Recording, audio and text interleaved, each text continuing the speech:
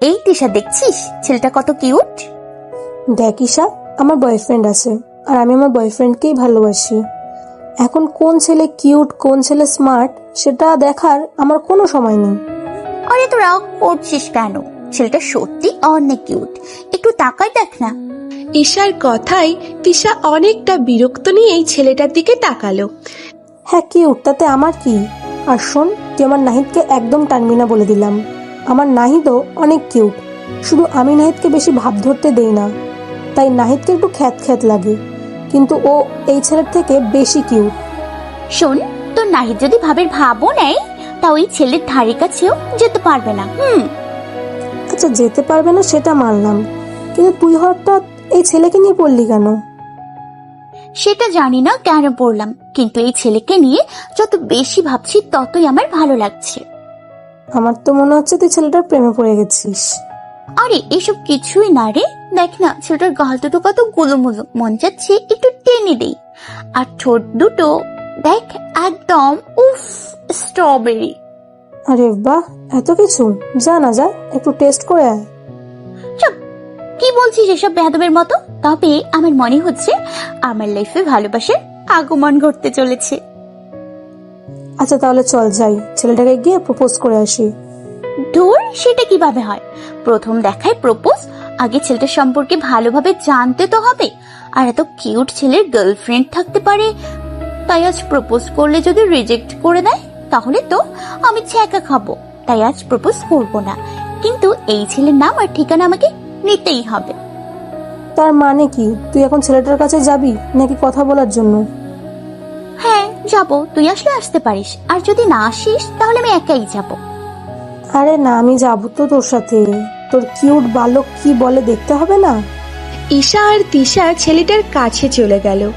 দূর থেকে ছেলেটা দেখতে যত না কিউট, কাছ থেকে তার থেকে অনেক বেশি কিউট।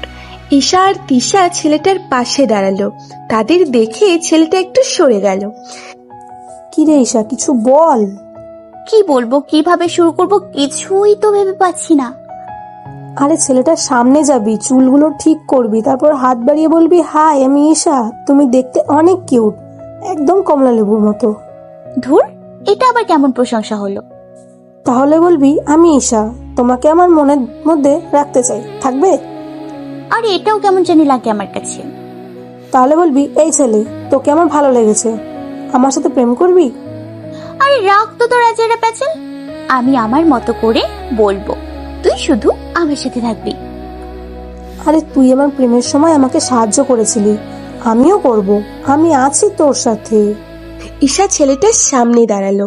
কিছু মনে না করলে তোমার নাম জানতে পারি? ছেলেটা কোনো উত্তর দিল না। এই শুনতে পাচ্ছ, আমি কি তোমার নাম জানতে পারি? ছেলেটা কোনো উত্তর না দিয়ে একটু সাইডে চলে গেল। আরে আমি জানি তুমি অনেক কিউট, তোমার গার্লফ্রেন্ড আছে, আমি সেটাও জানি, কিন্তু এত ভাব দেখানোর কি আছে? আমি জাস্ট শুধু তোমার নামটাই জানতে চাচ্ছি, আর কিছুই না। ছেলেটা এর পরেও আর কোনো উত্তর দিল না। কতক্ষণ পর তাদের মাঝে আরো একটি মেয়ে আসলো। এসে বলল, এই ভাইয়া, আমার হয়ে গেছে, চল আমরা বাসায় যাব। এই বলে মেয়েটা ছেলেটাকে নিয়ে গাড়িতে করে চলে গেল। ঈশা শুধু রাগে ফুঁসছে। এইভাবে তৃষার সামনে অপমানিত হতে হলো। তবে ব্যাপার না, এইরকম ছেলেরা এমনই হয়। ঈশা লক্ষ্য করলো তিশা কিছু একটা ভাবছে। কিরে তৃষা, কি ভাবছিস? ভাবছি মেয়েটাকে আমি কোথায় যেন দেখেছি। এই বলবার, কোথায় দেখেছিস? যদি আবার দেখা পাই তাহলে ওর থেকেই ওর ভাইয়ের সব খবর নিতে পারবো। হ্যাঁ মনে পড়েছে, একবার আমি নাহিদের সাথে ওর ছোট ভাইয়ের কলেজে গেছিলাম, সেখানে ওর ভাইয়ার সাথে ওকে দেখেছি। তাহলে তো হয়েই গেল, আমরা কালকেই ওই কলেজে যাচ্ছি আর সব খবর বের করছি। সেটা না হয় গেলাম, কিন্তু জানিস ঈশা, ছেলেটাকে আমার স্বাভাবিক মনে হলো না। সে যেমনই হোক, অবিবাহিত হলেই চলবে। পরের দিন ঈশা আর তিশা মিলে নাহিদের ছোট ভাইয়ের কলেজে গেল। তারপর অনেক খুঁজে কালকেই সেই মেয়েটাকে বের করলো। এই আপু, শুনছো? হ্যাঁ আপু, আমাকে বলছেন? হ্যাঁ তোমাকে বলছি। হ্যাঁ আপু বলুন। তোমার নাম কি? জি, আমার নাম রাত্রি, আর আমার বয়ফ্রেন্ড আছে, তাই যে আপনাদের পাঠিয়েছে তাকে গিয়ে বলুন আমার কথা ভুলে যেতে। এই একদম মারবো টেনে একচড়, এইটুকু বয়সে প্রেম? আর এত বেশি বোঝো কেন? আর শোনো, আমি কারোর জন্য তোমার কাছে আসিনি, তোমার কাছে এসেছি কিছু খোঁজ খবর নিতে। হ্যাঁ বলুন, কি? কালকে ওই ফটো স্টুডিও থেকে যে একটা ছেলের সাথে গাড়ি করে চলে গেলে, ছেলেটা কি তোমার ভাই? হ্যাঁ আমার ভাইয়া, কিন্তু সেটা জেনে আপনি কি করবেন? তোমার ভাইয়ার নাম কি? আরিফুল ইসলাম রিয়ান। আচ্ছা, রাত্রি একটা পার্সোনাল কথা জিজ্ঞেস করব। কি? তোমার ভাইয়া কি বিয়ে করেছে? না। রাত্রির কথা শুনে ঈশা আনন্দে আত্মহারা হয়ে গেল। আচ্ছা, আমি যদি তোমার ভাইয়ার বউ হই তবে ভাবি হিসেবে আমি কেমন হব? ঈশার কথা শুনে রাত্রির মুখ কেমন জানি ফ্যাকাশে হয়ে গেল। কি হলো রাত্রি, তুমি কিছু ভাবছো? আসলে আপু, আমার ভাইয়া কথা বলতে পারে না। রাত্রির কথা শুনে এইবার ঈশার মুখ ফ্যাকাশে হয়ে গেল, কিন্তু কিছুক্ষণ পর আবার হেসে বলল, কথা বলতে পারি না তো কি হয়েছে, আমি তোমার ভাবি হতে চাই। তোমাদের বাসার ঠিকানা দেবে আমাকে? কিন্তু তাতেও কোনো কাজ হবে না, আমার ভাইয়া বিয়ে করবে না। কেন বিয়ে করবে না কেন? আসলে আমার ভাইয়ার জীবনে কিছু ভয়াবহ অতীত আছে, সেটা কিছুতেই ভাইয়া ভুলতে পারছে না। আচ্ছা, আমাকে বলবে কি এমন অতীত? আমার বলতে কোনো অসুবিধা নেই, কিন্তু ওসব জেনে তুমি কি করবে? সেসব পরে বলবো, আগে তুমি বলো। তারপর রাত্রি বলতে শুরু করলো, আসলে আমার ভাইয়াকে যেমন দেখছো তেমন না, একজন স্বাভাবিক মানুষ ছিল। আমার ভাইয়া কথা বলতো, হাসতো, কিন্তু হঠাৎ সব এলোমেলো হয়ে গেল। আসলে আমার ভাইয়া একটা মেয়েকে খুব ভালোবাসতো, তার নাম ছিল সালমা আক্তার জুলি। জুলি আপুটা আমার ভাইয়াকে অনেক ভালোবাসতো। 5 বছরের রিলেশন ছিল তাদের। এই 5 বছরে ঝগড়া করে কেউ 1 মিনিটের জন্য আলাদা হয়নি। কেউ কাউকে ছাড়া থাকতে পারতো না, সবসময় কথা বলতো, ঘুরতে যেত, আর অনেক কিছুই করতো। ছোটখাটো একটা সংসার বলতে পারো তুমি। বেশি কিছু বলবো না, আমার ভাইয়ার এই অবস্থা কি করে হলো সেটা বলছি। বরাবরের মতো ভাইয়া আর জুলি আপু ঘুরতে বের হচ্ছিল। জুলি আপু জেদ করেছিল পাহাড়ি রাস্তায় ঘুরতে যাবে, ভাইয়া না করেছিল, কিন্তু আপু শোনেনি। তো তারা ঘুরতে গেল। যেহেতু ভাইয়া পাহাড়ি রাস্তা সম্পর্কে তেমন অবগত ছিল না, তাদের গাড়ি অ্যাক্সিডেন্ট করে। হ্যাঁ, সেদিন আমার ভাইয়া ভাগ্যক্রমে বেঁচে গেলেও জুলিয়াপুর মৃত্যু ভাইয়া নিজের চোখে দেখেছিল। অনেক চেষ্টা করেও জুলিয়াপুকে বাঁচাতে পারেনি। জুলিয়াপুর মৃত্যুর পর ভাইয়া কেমন জানি হয়ে যেতে থাকে, একদম একা হয়ে যায়, কারোর সাথে কথা বলতো না, সময় মতো খেত না, সারাক্ষণ ফোন নিয়ে বসে থাকতো। প্রথমে ভাইয়া খুব কম কথা বলতো। আব্বু আম্মু ভেবেছিল জুলিয়াপুর রেখে যাওয়া স্মৃতিগুলোর কারণে ভাইয়া কিছুই ভুলতে পারছে না। তাই একদিন সবকিছু, মানে জুলিয়াপুর দেওয়া গিফট, তাদের সব ছবি সব পুড়িয়ে ফেলেছিল। কিন্তু যখন ভাইয়া দেখলো ততক্ষণে অনেক কিছুই পুড়ে গেছিল, কিন্তু প্রায় সব জিনিসই আধা পোড়া ছিল। সেই সবগুলো ভাইয়া যত্ন করে রেখে দিয়েছে। আর ভাইয়া কেন জানি না সেদিন থেকে আর কোনো কথা বলে না। আর মজার ব্যাপার কি জানো, ভাইয়াকে বিয়ে দেওয়ার জন্য অনেক চেষ্টা করা হয়েছে, কিন্তু ভাইয়া কোনো মেয়ের দিকে ফিরেও তাকায়নি। যখনই বিয়ের কথা বলা হয় না, তখন জুলিয়াপুর ছবি বের করে কি কি যেন করে। আমার মনে হয় ছবির সাথে অনেক কথা বলছে। হঠাৎ করে রাত্রি ঈশার মুখের দিকে তাকিয়ে অবাক হয়ে বলল, আরে রাত্রি আপু, তুমি এভাবে কাঁদছো কেন? রাত্রির কাছে সবকিছু শুনে ঈশা নিজেও কান্না করে দিয়েছে। আরে আপু, তুমি কাঁদছো কেন? আমাকে একদম তুমি আপু বলবে না, ভাবি বলবে ভাবি। কিন্তু ভাইয়া। তোমার ভাই রাজি হোক বা না হোক, আমি তোমার ভাবি হতে চলেছি, সেটা তুমি জেনে রাখো। আপু, তুমি আমার ভাইয়াকে চেনো না, ও কাউকে বিয়ে করবে না। আবার আপু বলেছি না আমাকে ভাবি বলবে। আর শোনো, তোমাদের বাসার ঠিকানা দাও, আমি যত তাড়াতাড়ি সম্ভব আমার আব্বু আম্মুকে নিয়ে তোমাদের বাসায় যাচ্ছি। রাত্রি ওদের বাসায় ঠিকানা দিয়ে দিল। শোনো রাত্রি, এইসব কিছু এখন কাউকে বলবে না, আমি সব বলবো। হ্যাঁ জানি তোমার ভাইকে মানাতে কষ্ট হবে, তবে ব্যাপার না, তোমার ভাইয়ের ঠিক মেনে নেবে। এই কথা বলে ঈশা চলে আসলো। ঈশা ওদের বাসায় এসে ওর আব্বু আম্মুকে ডাকতে শুরু করলো। কি রে মা, এমন ভাবে চেঁচাচ্ছিলিস কেন? আম্মু, আমি বিয়ে করব। সেটা তো খুব ভালো কথা, আমি তোর আব্বুকে এক্ষুনি বলছি রকির আব্বুর সাথে কথা বলতে। ঈশার আম্মুর কথা শুনে ঈশা রেগে একদম আগুন। আম্মু, আমি কি একবার বলেছি আমি ওই রকি বদমাশকে বিয়ে করব? পুরো কথা না জেনে শুনে কেন অন্যটা ভেবে বসো বলো তো? তাহলে কি তোর আব্বুকে বলবো তোর জন্য ছেলে দেখতে? না আম্মু, ছেলে আমার দেখাই আছে, আমরা সবাই ছেলে বাসায় যাব। সে কি রে, কোন ছেলে? ছেলের বাসা কোথায়? ছেলে কি করে? এত সবকিছু তোমার এখন না জানলেও চলবে। আপাতত চলো আমরা ছেলের বাসা থেকে ঘুরে আসি। আর আম্মু শোনো, তোমার আব্বুর ছেলে পছন্দ হোক আর না হোক, আমি কিন্তু ওই ছেলেকেই বিয়ে করব। তাহলে আমাদের যাওয়ার কি দরকার? আর ছেলে দেখারই বা কি দরকার? তুই তো নিজেই সব ঠিক করে ফেলেছিস, এখন বিয়েটা তুই নিজেই করে নে। আরে আব্বু, তুমি রাগ করছো কেন? আমি তোমাদের একমাত্র মেয়ে, আমার জামাইকে তোমরা দেখবে না, সেটা কি হয়? আব্বুকে বলো কাল আমরা ছেলের বাসায় যাচ্ছি। মেয়ের জেদ সম্পর্কে ঈশার আম্মু ভালো করেই জানে, তবে সে এই বিষয়ে কিছুতেই সায় দিতে পারছে না। তার কেন জানি মনে হচ্ছে তার মেয়ে ভুল করতে যাচ্ছে, তবে একবার ছেলেকে দেখতে গেলে তো আর বিয়ে হয়ে যাবে না। তাই ঈশার আম্মু বলল, আচ্ছা ঠিক আছে, কালকে আমরা সবাই যাচ্ছি। ঈশা তার আম্মুকে জড়িয়ে ধরে একটা কিস দিয়ে ওর রুমে চলে গেল। এখন বারবার শুধু রিয়ানের কথাই মনে পড়ছে। একদিনের দেখাতে ঈশা রিয়ানকে অনেক ভালোবেসে ফেলেছে। সেদিন রাতে ঈশা আর ঘুমাতে পারল না। পরদিন দুপুরবেলা ঈশা ও ওর আব্বু আম্মু রিয়ানদের বাসায় গেল। কলিং বেল চাপতেই রাত্রি এসে দরজা খুলে দিল। আরে আপু তোমরা, আমি তো ভাবতেই পারছি না তুমি সত্যি সত্যি আমাদের বাসায় আসবে। আমি তো ভেবেছিলাম তুমি আমার ভাইকে নিয়ে মজা করছো। এখন তোমার ভাবনাটা পাল্টেছে তো? হ্যাঁ না না ভাবি। এই তো আমার লক্ষ্মী ননদের মতো কথা। যাও গিয়ে তোমার আব্বু আম্মুকে ডেকে নিয়ে আসো। রাত্রি ঈশাদের বসতে দিয়ে রিয়াদের আব্বু আম্মুকে ডাকতে চলে গেল। কিছুক্ষণ পর রিয়ানের আব্বু আম্মু আসলো। ঈশা গিয়ে তাদের সালাম করলো। আরে থাক থাক মা, সালাম লাগবে না। ঈশার আব্বু বলল, হ্যাঁ, তা যার জন্য আসাম, আপনার ছেলে আর আমার মেয়ের 4 হাত এক করে দিতে চাই। আসলে আমরা আপনার ছেলেকে দেখিনি, আমাদের মেয়ে আপনার ছেলেকে দেখে পছন্দ করেছে। আপনারা কি আমার ছেলের সম্পর্কে সবকিছু বিস্তারিত জানেন? আব্বু, ওনারা না জানলেও চলবে, আমি আপনার ছেলেকে নিয়ে সংসার করব, ওনারা না। মেয়ের এমন কথা শুনে ঈশার আব্বু আম্মু আর কিছু বলতে চেয়েও আর কিছুই বলতে পারলো না। কিন্তু সবকিছু জেনে একটা ডিসিশন নেওয়া দরকার, যাতে পরে কোনো ফ্যামিলি বলতে না পারে আমরা কিছু লুকিয়েছি।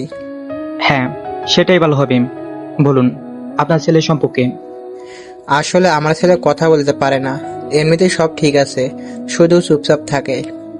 আব্বুর কাছে এমন কথা শুনে ঈশার আব্বু আম্মু কাশি দিয়ে উঠল। আচ্ছা আমরা তাহলে আজকে যাই, বাসায় গিয়ে আমাদের সিদ্ধান্তের কথা আপনাদের জানিয়ে দেব। তারা আর বেশিক্ষণ দেরি না করে চলে গেল। দূর, শুধু শুধু অপমানিত হওয়া। আর রাত্রি, তোর কি আক্কেল জ্ঞান কিছুই নেই? কোথাকার কোন মেয়ে এসে তোকে কি বললো আর তুই ধুর। শোন রাত্রি, এরপর থেকে কেউ কিছু জিজ্ঞেস করলে বলবি রিয়ান বিবাহিত আর ওর সংসার আছে, ও নিজের মতো করে ওর সংসার সাজিয়ে নিয়েছে। আর রিয়ান এখন কোথায় রে? ভাইয়া তো একটু আগেই বাইরে চলে গেছে। আচ্ছা, ওকে এই বিষয়ে কিছু বলিস না, বললে আবার মন খারাপ করে বসে থাকবে। অন্যদিকে ঈশাদের বাসায় ঈশাম, তুই কি আর কোনো ছেলে খুঁজে পেলি না বিয়ে করার মতন?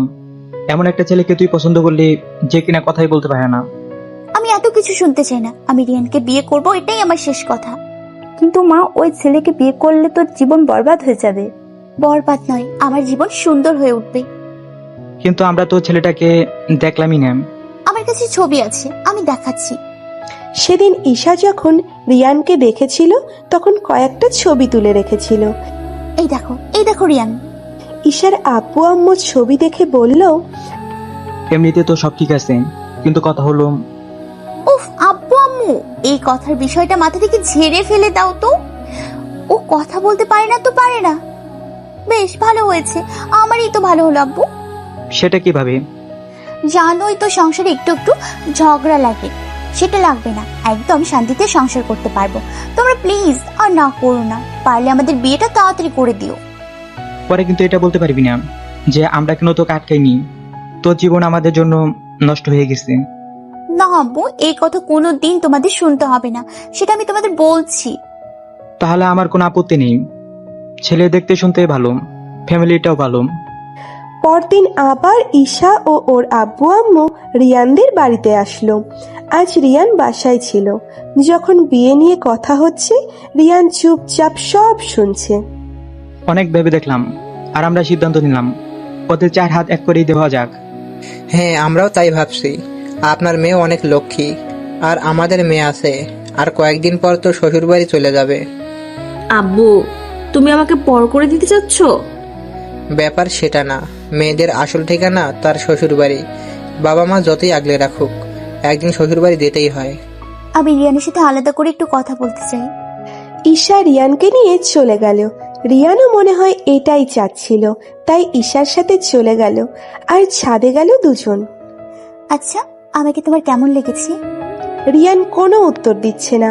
ও, তুমি তো আবার কথা বলতে পারো না। আচ্ছা, আমি বলছি শোনো, জুলি তো আর বেঁচে নেই। জুলির স্মৃতি নিয়ে আর কতদিন বেঁচে থাকবে বলো? তার থেকে ভালো তুমি জুলিকে ভুলে যাও, আর জুলির জায়গাটা আমাকে দাও, তোমাকে অনেক সুখে রাখবো। রিয়ান ঈশার 2 গালে দুটো চড় বসিয়ে দিল। কিছু বলতে চাচ্ছে রিয়ান, কিন্তু বলতে পারছে না। তবে চোখ মুখ দেখে মনে হচ্ছে অনেক রেগে আছে। ঈশা ভয় পেয়ে কি করবে সেটা বুঝতে পারছে না। কিন্তু কি হলো? ঈশার মাথায় একটা দুষ্ট বুদ্ধি ভর করলো।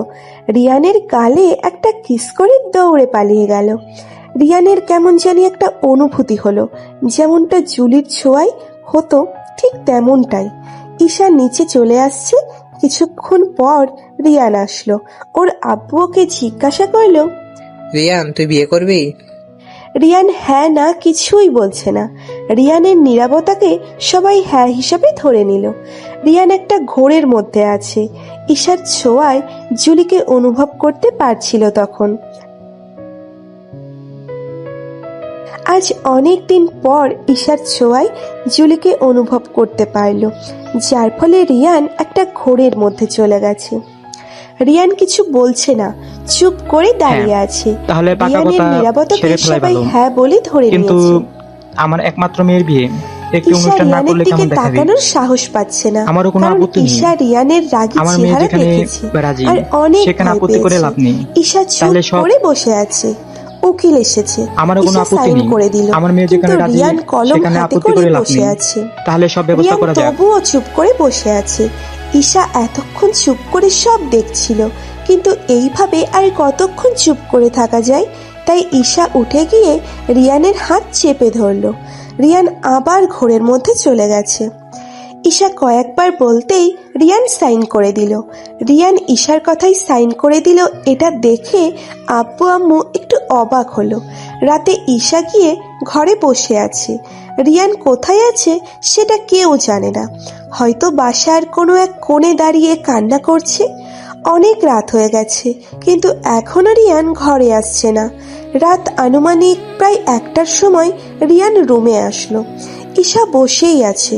রিয়ান রুমে আসতেই ঈশা রিয়ানের কাছে চলে গেল। ঈশা লক্ষ্য করলো রিয়ানের চোখ দুটো ফুলে আছে আর লাল হয়ে আছে। ঈশার বুঝতে বাকি রইল না রিয়ান এতক্ষণ কান্না করেছে। রিয়ান মাথা নেড়ে উত্তর দিল হ্যাঁ। রিয়ান এইবারও আর কিচ্ছু বলছে না, চুপ করে দাঁড়িয়ে আছে। রিয়ান এইবার একটা খাতা আর কলম নিল। তারপর কিছু একটা খাতায় লিখে সেটা ঈশাকে দিল। ঈশা সেটা পড়তে লাগলো। রিয়ান আবার লেখা শুরু করলো, আর লেখা শেষ হলে খাতাটা ঈশার হাতে দিল। রিয়ান আবার কিছু লিখে খাতাটা ঈশাকে দিল। এটা পড়েই ঈশা রেগে রিয়ানকে একটা চড় বসিয়ে দিয়ে বলল, রিয়ান আবারও কিছু একটা লিখে দিল। রিয়ান আবারও কিছু একটা লিখে দিল। ঈশা এক প্রকার রাগ করেই সেখান থেকে রুমের বাইরে চলে আসলো। ছাদে চলে গেল আর ভাবতে লাগলো কিভাবে জুলিকে রিয়ানের মন থেকে দূর করা যায়। কিন্তু সেটার জন্য কি করবে ঈশা? কিছুতেই তা বুঝতে পারছিল না। এমন সময় ছাদে অন্য কারো উপস্থিতি টের পেল। কেউ একজন ফিসফিস করে কথা বলছে। ঈশা কথার শব্দ শুনে এগুতে লাগলো। গিয়ে দেখে ছাদের এক কিনারায় দাঁড়িয়ে আছে রাত্রি। ঈশা পেছন থেকে রাত্রির কাঁধে হাত রাখলো। রাত্রি রীতিমতো ভয় পেয়ে গেল। আজ অনেক দিন পর ঈশার ছোঁয়ায় জুলিকে অনুভব করতে পারলো, যার ফলে রিয়ান একটা ঘোরের মধ্যে চলে গেছে। কি রে, তোর কি হলো? কিছু বলছিস না কেন? রিয়ান কিছু বলছে না, চুপ করে দাঁড়িয়ে আছে। রিয়ানের নীরবতাকে সবাই হ্যাঁ বলে ধরে নিয়েছে। ঈশা রিয়ানের দিকে তাকানোর সাহস পাচ্ছে না, কারণ ঈশা রিয়ানের রাগী চেহারা দেখেছে আর অনেক ভয় পেয়েছে। ঈশা চুপ করে বসে আছে। হ্যাঁ, তাহলে পাকা কথা সেরে ফেলাই ভালো। দেরি করতে চাই না, কারণ ছেলের মন পরিবর্তন হয়ে গেলে নতুন করে সমস্যার মধ্যে পড়তে হবে। তাই আমি চাচ্ছি আজকালের মধ্যে বিয়ে দিয়ে দিতে। কিন্তু আমার একমাত্র মেয়ের বিয়ে একটি অনুষ্ঠান না করলে কেমন দেখাবি? হ্যাঁ, সেটা আমিও বুঝি, কিন্তু কিছু করার নেই। আমি অতি তাড়াতাড়ি বিয়ে দিতে যাচ্ছি। আব্বু তুমি এত কথা বলছো কেন? আমিও চাই তাড়াতাড়ি বিয়ে করে রিয়ানকে সুস্থ জীবন দিতে। আমি জানি ও একাকিত্বতে ভুগছে। ওর দরকার এমন একজনকে যে ওকে সবসময় সময় দেবে, সবসময় বুঝবে। আর আমি চাই ওর সাথে থাকতে। যদি পারো আজকে বিয়ে দিয়ে দাও। না মা, সেটা হয় না। একেবারে যে অনুষ্ঠান করব না সেটা না, এই একদিনে যতটুকু পারি ততটুকু করব। আব্বু কোনো কিছুরই দরকার নেই, আজকেই বিয়ে দিয়ে দিন। আমি কথা দিচ্ছি খুব তাড়াতাড়ি রিয়ানকে আমি সুস্থ করে তুলবো। তখন না হয় বড় করে সব আয়োজন করে বিয়ে দেবেন। এখন এসব দরকার নেই। এতে আপনার কোনো আপত্তি নেই? আমি চাই আমার ছেলে যেন সুস্থ জীবনযাপন করতে পারে। এখন যদি তোমার আব্বু আম্মু এটা চায়, তাহলে আজকে বিয়ের সব কাজ সেরে ফেলবো। আমারও কোনো আপত্তি নেই। আমার মেয়ে যেখানে রাজি সেখানে আপত্তি করে লাভ নেই। তাহলে সব ব্যবস্থা করা যাক। উকিল এসেছে। ঈশা সাইন করে দিল, কিন্তু রিয়ান কলম হাতে করে বসে আছে। কি হলো রিয়ান, সাইন করো। রিয়ান তবুও চুপ করে বসে আছে। ঈশা এতক্ষণ চুপ করে সব দেখছিল, কিন্তু এইভাবে আর কতক্ষণ চুপ করে থাকা যায়। তাই ঈশা উঠে গিয়ে রিয়ানের হাত চেপে ধরলো। রিয়ান আবার ঘোরের মধ্যে চলে গেছে। কি হলো, এমন ভাবে চুপ করে বসে আছো কেন? সাইন করে দাও। ঈশা কয়েকবার বলতেই রিয়ান সাইন করে দিল। রিয়ান ঈশার কথাই সাইন করে দিল, এটা দেখে আব্বু আম্মু একটু অবাক হলো। রাতে ঈশা গিয়ে ঘরে বসে আছে। রিয়ান কোথায় আছে সেটা কেউ জানে না। হয়তো বাসার কোনো এক কোণে দাঁড়িয়ে কান্না করছে। অনেক রাত হয়ে গেছে, কিন্তু এখনো রিয়ান ঘরে আসছে না। রাত আনুমানিক প্রায় 1টার সময় রিয়ান রুমে আসলো। ঈশা বসেই আছে। রিয়ান রুমে আসতেই ঈশা রিয়ানের কাছে চলে গেল। ঈশা লক্ষ্য করলো রিয়ানের চোখ দুটো ফুলে আছে আর লাল হয়ে আছে। ঈশার বুঝতে বাকি রইল না রিয়ান এতক্ষণ কান্না করেছে। এই, তুমি এতক্ষণ কান্না করেছো? রিয়ান মাথা নেড়ে উত্তর দিল, হ্যাঁ। কেন কান্না কেন করেছো? রিয়ান এইবারও আর কিচ্ছু বলছে না, চুপ করে দাঁড়িয়ে আছে। কি হলো, আমি কিছু জিজ্ঞেস করছি তো নাকি? বলো, কান্না কেন করেছো? রিয়ান এইবার একটা খাতা আর কলম নিল। তারপর কিছু একটা খাতায় লিখে সেটা ঈশাকে দিল। ঈশা সেটা পড়তে লাগলো। আমি জুলিকে খুব ভালোবাসি। আমি জুলিকে কথা দিয়েছিলাম জুলি ছাড়া আর কাউকে কোনো দিন বিয়ে করব না। কিন্তু আজ আমি আমার কথা রাখতে পারলাম না। আমি আমার জুলিকে ঠকিয়েছি। দেখো রিয়ান যে চলে গেছে, তার কাছে দেয়া কথা এখনো কেন মনে রেখেছো বলো তুমি? রিয়ান আবার লেখা শুরু করলো, আর লেখা শেষ হলে খাতাটা ঈশার হাতে দিল। কে বলেছে আমার জুলি আমাকে ছেড়ে চলে গেছে? জুলি সব সময় আমার সাথে থাকে। রিয়ান, তুমি আর কতদিন কল্পনা রাজ্যে বসবাস করবে বলো তো? হ্যাঁ, আমি মানছি তুমি জুলিকে ভালোবাসো, কিন্তু জুলি কি এই পৃথিবীতে আছে? সে তো নেই, তোমাকে একা করে চলে গেছে। আচ্ছা, আমাকে বলতে পারবে, আল্লাহ না করুক যদি জুলির জায়গায় তোমার কিছু হয়ে যেত, জুলি কি তোমার জন্য অপেক্ষা করতো? সে কি তোমার মতো একা জীবনযাপন করতো? হ্যাঁ, সে চাইতো তোমার স্মৃতি নিয়ে বেঁচে থাকতে, কিন্তু কতদিন? পরিবারের চাপে পড়ে একসময় ইচ্ছে না থাকা সত্ত্বেও হয়তো অন্য কাউকে বিয়ে করে নিত। রিয়ান আবার কিছু লিখে খাতাটা ঈশাকে দিল। তাহলে তো আমাকে মনে দেখতে হয় যে জুলি সত্যি অন্য কাউকে বিয়ে করে কিনা। এটা পড়েই ঈশা রেগে রিয়ানকে একটা চর বসিয়ে দিয়ে বলল, নেক্সট টাইম যেন এই কথা আর না শুনি। রিয়ান আবারও কিছু একটা লিখে দিল। এই জানেন, আমার জুলিও ঠিক এমন ভাবে আমাকে মারতো। আচ্ছা, আমার কেন এমন মনে হচ্ছে যে আপনি আমার জুলি?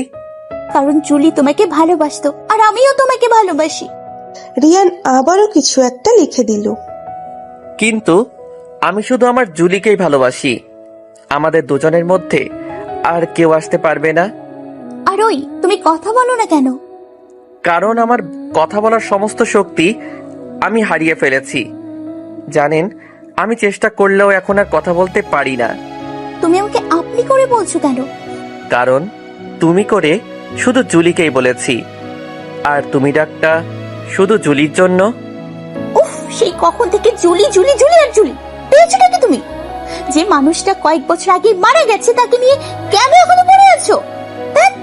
ঈশা এক প্রকার রাগ করেই সেখান থেকে রুমের বাইরে চলে আসলো, ছাদে চলে গেল আর ভাবতে লাগলো কিভাবে জুলিকে রিয়ানের মন থেকে দূর করা যায়। কিন্তু সেটার জন্য কি করবে ঈশা, কিছুতেই তা বুঝতে পারছিল না। এমন সময় ছাদে অন্য কারো উপস্থিতি টের পেল। কেউ একজন ফিসফিস করে কথা বলছে। ঈশা কথার শব্দ শুনে এগুতে লাগলো। গিয়ে দেখে ছাদের এক কিনারায় দাঁড়িয়ে আছে রাত্রি। ঈশা পেছন থেকে রাত্রির কাঁধে হাত রাখলো। রাত্রি রীতিমতো ভয় পেয়ে গেল। আরে ভয় পাবার কিছুই নেই। এত রাতে এখানে দাঁড়িয়ে কার সাথে কথা বলছো? কই কারোর সাথে না তো। দেখো, আমার কাছ থেকে কিছু লুকিও না। আমি শুনেছি তুমি একটু আগে কারোর সাথে ফিসফিস করে কথা বলেছিলে, আর সেদিন এটাও বলেছো তোমার বয়ফ্রেন্ড আছে, তাই আর লুকিয়ে লাভ নেই। হ্যাঁ, না মানে রানার সাথে কথা বলছিলাম। এই রানাটা আবার কে? আমার বয়ফ্রেন্ড। কি ভাবি তুমি এত রাত্রে এখানে কেন? জানতাম ভাইয়া তোমাকে মেনে নেবে না, কিন্তু ঘর থেকে বের করে দিবে এটা আমার জানা ছিল না। উফ রাত্রি, তুমি সবসময় একটু বেশি বোঝো। আসলে তোমার ভাইয়া জুলিকে কিছুতেই ভুলতে পারছে না। সবকিছুতেই জুলি বোন আমার। তুমি তো প্রেম করো, আমাকে কিছু একটা আইডিয়া দাও না, যাতে করে তোমার ভাইকে লাইনে আনতে পারি। দেখো ভাবি, ভাইয়াকে লাইনে আনা তো সহজ না যতটা তুমি ভেবেছো। তবে তুমি চাইলে আমি তোমাকে পুরো সাহায্যটা করতে পারি। তাহলে তো অনেক ভালোই হয়। দেখো, ভাইয়া যেহেতু জুলিকে ভুলতে পারছে না, তাহলে তুমি একটা কাজ করো। কি কাজ বলো? তুমি জুলির মতো চলতে শুরু করো। ভাইয়া জুলির কি পছন্দ করতো, কি করতো না, জুলি কি পছন্দ করতো, কি করতো না, এই সবকিছু তুমি করবে। দেখবে ভাইয়া তোমার মাঝে জুলিকে খুঁজতে শুরু করবে, আর এক সময় জুলিকে ভুলে গিয়ে তোমাকেই ভালোবাসবে। কিন্তু কিভাবে জানবো জুলি কি করতো আর না করতো? সে সবকিছুই ভাইয়ার কাছে আছে। ভাইয়ের কাছে মানে? ভাইয়া সবকিছু একটা ডায়েরিতে লিখে রেখেছে। তাহলে প্লিজ বোন, আমার ওটা আমাকে এনে দাও। কিন্তু একটা সমস্যা আছে। আবার কিসের সমস্যা? ডায়েরির অনেকটা অংশ পুড়ে গেছে। আরে ব্যাপার না, যেটুকু পড়ে গেছে সেইটুকু আমি আমার নিজের মতো করে সাজিয়ে নিব। আশা করি তোমার ভাইয়ের ভালো লাগবে। তাহলে যাও, ডায়েরি নিয়ে কাজ শুরু করে দাও। আরে আমি কি জানি নাকি তোমার ভাইয়ের ডায়েরি কোথায় রেখেছে? তুমি আমাকে ডায়েরি এনে দিবে। ওরে বাবা, আমি পারবো না। ভাইয়া জানতে পারলে আমাকে খুব মারবে। তুমি যে রাকিবের সাথে প্রেম করো সেটা পাশে জানে? না, কেউ জানে না। যদি আমি জানিয়ে দিই তাহলে কেমন হবে? প্লিজ ভাবি, আমার সাথে এমন করো না। তাহলে চুপচাপ গিয়ে আমাকে ডায়েরিটা এনে দাও। আচ্ছা, এনে দেবো, কিন্তু এর জন্য কিন্তু আমাকে পরে সাহায্য করতে হবে। হ্যাঁ বন্ধু, তোমাকে সাহায্য করব। তুমি যাও, গিয়ে তাড়াতাড়ি ডায়েরিটা নিয়ে আসো। রাত্রি ডায়েরি আনতে চলে গেল। ঈশা চুপ করে দাঁড়িয়ে দাঁড়িয়ে এটা ওটা ভাবছে। কিছুক্ষণ পর রাত্রি চলে আসে। এই নাও তোমার ডায়েরি। ঈশা ডায়েরিটা নিয়ে বলল, যাও, অনেক রাত হয়ে গেছে, এখন রুমে গিয়ে ঘুমাও। আর তুমি কি করবে? এখন গিয়ে তোমার ভাইকে ইচ্ছে মতো পিটানি দিব। ঈশা রাত্রিকে রুমে পাঠিয়ে দিয়ে নিজেও রুমে চলে গেল। রুমে গিয়ে দেখে রিয়ান ঘুমিয়ে গেছে। ঘুমন্ত অবস্থায় রিয়ানকে কেমন লাগে সেটা আমি জানি না, তাই বলতে পারলাম না। ঈশা অনেকক্ষণ এক দৃষ্টিতে তাকিয়েছিল। তারপর ঈশার চোখেও ঘুম ভর করলো। কিন্তু ঘুমলে চলবে না। জুলিকে প্রথম রিয়ান কি অবস্থায় দেখেছিল সেটা জানতে হবে, আর কাল সেই মতো কাজ করতে হবে। ঈশা ডায়েরিটা খুলে পড়তে শুরু করলো, তবে বেশি পড়ল না, কারণ তাহলে সব গুলিয়ে ফেলতে পারে। কিছুটা পড়ে ডায়েরিটা নিজের ব্যাগের মধ্যে রেখে রিয়ানের দিকে মুখ করে ঈশা শুয়ে পড়ল। অনেকক্ষণ রিয়ানের দিকে তাকিয়েছিল। তাকিয়ে থাকতে থাকতে কখন ঈশা ঘুমিয়ে গিয়েছিল সেটা ঈশা নিজেও জানে না। ফজরের আজান শুনে ঈশার ঘুম ভাঙল। ঈশা উঠে ফ্রেশ হয়ে রেডি হয়ে নিল, আর অপেক্ষা করছে রিয়ান কখন ঘুম থেকে উঠবে। রিয়ানের ঘুম ভাঙল, উঠে প্রথমে ফ্রেশ হয়ে নিল। আজ বাসা কেমন যেন চুপ হয়ে আছে। ফ্রেশ হয়ে নিচে আসলো, কাউকে পাচ্ছে না। সারা বাসা খুঁজলো, কিন্তু বাসায় কেউ নেই। রিয়ান ভাবলো হয়তো ছাদে আছে, তাই রিয়ান ছাদে চলে গেল, কিন্তু সেখানেও কেউ ছিল না। তারপর নিচে চলে আসলো। বাসায় ছোট্ট একটা বাগান আছে। রিয়ান নিচে এসে দেখে কেউ একজন কালো শাড়ি পরে বসে আছে। রিয়ান অনেকটাই অবাক হয়ে গেছে, কারণ রিয়ান যেদিন প্রথম জুলিকে দেখেছিল সেদিন জুলিও ঠিক একই রকম ভাবে কালো শাড়ি পরে বাগানে বসেছিল। রিয়ানের মধ্যে এক প্রকার ঝড় শুরু হয়ে গেছে। রিয়ান আস্তে আস্তে এগুতে লাগলো কে সেটা দেখার জন্য। কাছে গিয়ে পেছন থেকে কাঁপা কাঁপা হাতে কাঁধে হাত দিল। সে পিছন ফিরে তাকালো, সাথে সাথে রিয়ান কাঁধ থেকে হাত নামিয়ে নিল। কি হলো, কাঁধ থেকে হাত নামিয়ে নিলে কেন? আর দেখো তো আমাকে কেমন লাগছে। রিয়ান কিছু বলছে না, চুপটি করে দাঁড়িয়ে আছে। কি হলো, কিছু তো একটা বলো, ভালো লাগছে আমাকে? রিয়ান মাথা নাড়িয়ে না উত্তর দিল। রিয়ান এমন উত্তর দেবে ঈশা সেটা আশা করেনি। ঈশা মন খারাপ করে বলল, তুমি একটা পচা, তোমার সাথে কথা নেই। এই কথা বলে ঈশা চলে আসলো। ঈশার পেছন পেছন রিয়ান আসলো। এসে দেখে আব্বু আম্মু রাত্রি সবাই আছে। ঈশা আম্মুর পাশে বসে কান্না করছে, একদম বাচ্চাদের মতো। জানো আম্মু, তোমার ছেলে বলেছে আমাকে নাকি ভালো লাগছে না। কে বলেছে ভালো লাগছে না তোকে? অনেক ভালো লাগছে, একদম লক্ষ্মী একটা বউ। আম্মু আমাকে আর বলতে হবে না, আমি জানি আমাকে দেখতে খারাপ লাগছে।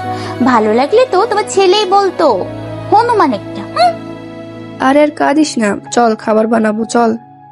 আজকে আমি সবার জন্য রান্না করব, তোমরা যাও গল্প করো, আমি রান্নাঘরে যাচ্ছি। না, সবে তো বউ হয়ে এসেছিস, এখনো তেমন কিছুই জানিস না, তাই আমি থাকবো তোর সাথে, সব শিখিয়ে দিয়ে আবার ছুটি। আম্মু আর ঈশা মিলে খাবার রান্না করতে চলে গেল। রিয়ানের আজ আরো বেশি করে জুলির কথা মনে পড়ছে, আর যতবার জুলির কথা মনে পড়ছে ততবারই কোনো না কোনোভাবে ঈশাকে লুকিয়ে লুকিয়ে দেখছে। পেছন থেকে দেখলে ঈশা আর জুলির মধ্যে কোনো পার্থক্য নেই, কিন্তু সামনে থেকে দেখলেই সব এলোমেলো হয়ে যাচ্ছে। তাই ঈশা যখন অন্যদিকে ঘুরে কাজ করছে, রিয়ান উকি দিয়ে দেখছে, আর এটা তখন রাত্রির নজরে পড়ল। কিরে ভাইয়া, ভাবির প্রেমে পড়ে গেলি নাকি? বউ তো তোর, চুরি করে দেখার কিছু নেই, যা সামনে থেকে গিয়ে দেখে আয়। রাত্রির কথাই অনেকটা লজ্জায় পড়ে গেল রিয়ান। রাত্রিকে একটা চট দেখিয়ে সেখান থেকে চলে আসলো। এসে জুলির ছবি দেখছে আর নীরবে কান্না করে যাচ্ছে। এইভাবে কতক্ষণ গেল, তারপর আবার নিচে চলে এলো। এসে খাবার টেবিলে বসে পড়লো। তার কিছুক্ষণ পর সবাই খাবার টেবিলে চলে আসলো। সবাই খেতে বসেছে। খাবারের মধ্যে হঠাৎ ঈশা চিৎকার করে বলল, ঝাল ঝাল ঝাল, পানি পানি। রিয়ান নিজের অজান্তেই গ্লাসে পানি ভরে ঈশাকে খাইয়ে দিল। জুলিও একদম ঝাল সহ্য করতে পারত না। একদিন ফুচকা খেতে গিয়ে এইরকম এক কাণ্ড হয়েছিল, ঝাল একটু বেশি হয়ে গেছিল। জুলি সেটা খাবার পর চিৎকার করতে শুরু করে, আর রিয়ান তখন ঠিক এইভাবেই পানি খাইয়ে দিয়েছিল। অনেকদিন পর ঠিক একই রকম ঘটনায় রিয়ান কিছুই বুঝে উঠতে পারছিল না। যখন এটা বুঝতে পারল সে জুলিকে নয় ঈশাকে পানি খাইয়ে দিয়েছে, তখন না খেয়েই উঠে চলে গেল। ছেলের এমন কাণ্ড দেখে ওর আব্বু আম্মু আবারও অবাক হয়, আর কিছুটা খুশিও হয়েছে। তুই পারবি মা, তুই পারবি আমার ছেলেকে ঠিক করতে, তুই পারবি। তোমরা দোয়া করো আমি যেন আমার স্বামীকে সুস্থ জীবন দিতে পারি। কয়েকদিন পর রিয়ান ফোন টিপছিল, এমন সময় ঈশা ডাক দিয়ে বলল, এই শোনো না একটু। রিয়ান ফোন ছেড়ে ঈশার দিকে তাকালো। চলো না আজ কোথাও থেকে ঘুরে আসি, প্লিজ প্লিজ প্লিজ। রিয়ান মাথা নেড়ে উত্তর দিলেও সে যাবে না। কেন যাবে না? প্লিজ আমার সাথে চলো, সেই লেকের ধারে যাব, দুজন একসাথে হাঁটবো, সন্ধ্যায় ফুচকা খাবো, আসার সময় রিক্সায় আইসক্রিম খেতে খেতে চলে আসবো। চলো চলো। ঈশা যা যা বলল এই সব কিছু জুলি বলতো। কি হলো বলো, যাবে বলো। রিয়ান এইবার আর না করতে পারল না, মাথা নেড়ে উত্তর দিল সে যাবে। এই তো আমার লক্ষ্মী বর। হাম্মি দিয়েই ঈশা উধাও। বিকেলবেলা ঈশা একটা নীল শাড়ি পরেছে আর রিয়ানের জন্য নীল পাঞ্জাবি। নীল রং রিয়ানের পছন্দ, আর ওরা আগে যখন কোথাও ঘুরতে বের হতো বেশিরভাগ সময় নীল রঙের জামা পরেই বের হতো। ঈশাকে নীল রঙের শাড়িতে অনেক সুন্দর লাগছিল। রিয়ান একবার তাকিয়ে আর চোখ ফেরাতে পারছিল না, ঠিক যেন জুলির প্রতিচ্ছবি, শুধু ফেস কাটিংয়ে কোনো মিল নেই, তাছাড়া পুরো জুলি। এই আর কতক্ষণ আমার হাঁ করে তাকিয়ে থাকবে? আমাদের বের হতে হবে তো। ঈশার এই কথা শুনে রিয়ান বাস্তবে ফিরে আসে। ঈশা রিয়ানকে পাঞ্জাবিটা দিয়ে বলল, তাড়াতাড়ি পরে নাও, দেরি হয়ে যাচ্ছে তো। রিয়ান অল্প একটু সময়ের মধ্যেই রেডি হয়ে নিল, তারপর বাসা থেকে বের হলো। ঈশা যখন রিক্সা ডাকছিল তখন রিয়ান ইশারায় বুঝিয়ে দিচ্ছিল গাড়ি থাকতে রিক্সাতে কেন যাবে। কারণ রিক্সাতে ঘুরতে বেশি ভালো লাগে, তাই। এই দেখো, রিক্সাতে আমরা পাশাপাশি বসতে পেরেছি, কিন্তু গাড়িতে সেটা সম্ভব হতো বলো? তুমি গাড়ি চালাতে আর আমাকে দূরে বসে থাকতে হতো, যেটা আমার একদমই ভালো লাগে না, তাই আমি রিক্সাতেই যাব। দুজন মিলে রিক্সাতে উঠল। ঈশা যখন রিয়ানের হাতটা শক্ত করে ধরল তখন রিয়ানের কাছে মনে হলো জুলি ওর পাশে বসে আছে। সেই চিরচেনা একটা ঘটনা। দুজন রিক্সাতে যাচ্ছে, জুলি রিয়ানের হাত ধরে বসে আছে, আর দুজন নানান রকম গল্প করছে। রিয়ানের মধ্যে শুধু একটাই কথা ঘুরছে, ঈশার ছোঁয়ায় কেন এমন মনে হচ্ছে যে জুলি তার সাথেই আছে? এমনটা কেন মনে হচ্ছে? সবকিছু ভাবতে ভাবতে তারা তাদের গন্তব্যে এসে গেছে। রিয়ান রিক্সা থেকে নেমে ভাড়াটা দিয়ে হাঁটা শুরু করলো। আজ কয়েক বছর পর রিয়ান এই লেকের ধারে আসলো। রিয়ান আনমনেই হাঁটছে, ঈশা পিছন পিছন হাঁটছে। এই তোমার কি হলো? কি এমন একদম চুপ হয়ে গেছে রে?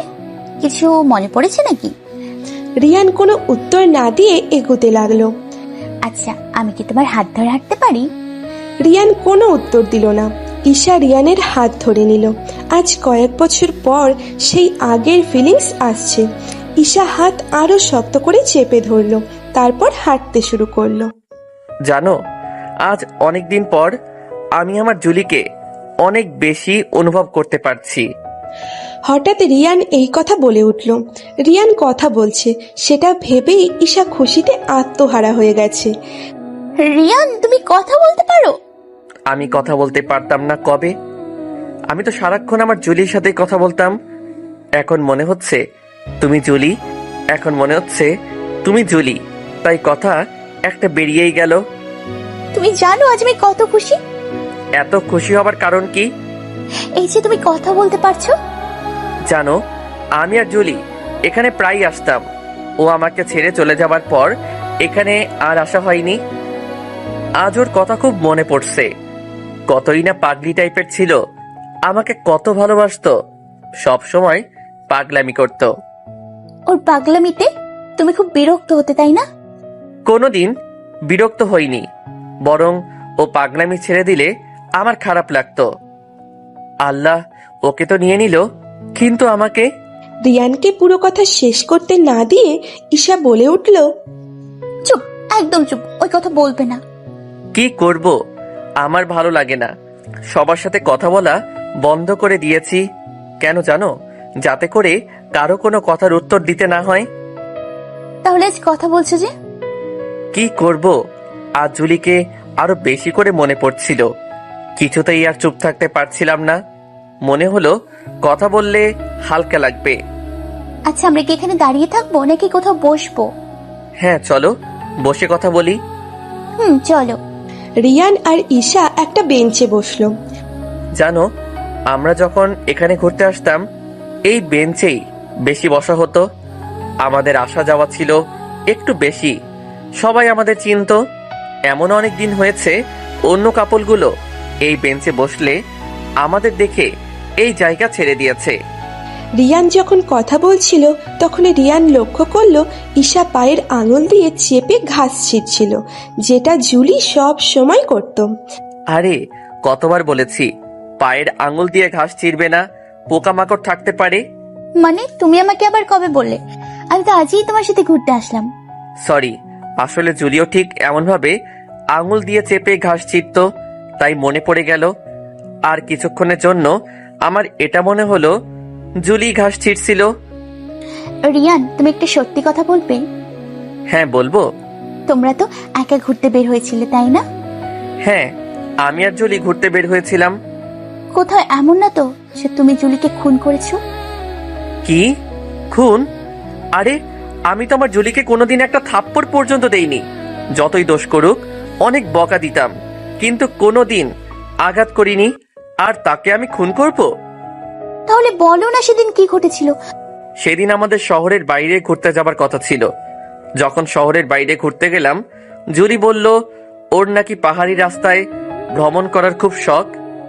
আমি বলেছিলাম অন্য একদিন ওকে নিয়ে ঘুরতে যাব, কিন্তু জুলি কিছুতেই সেটা মানছিল না। তাই ওকে নিয়ে চলে গেলাম।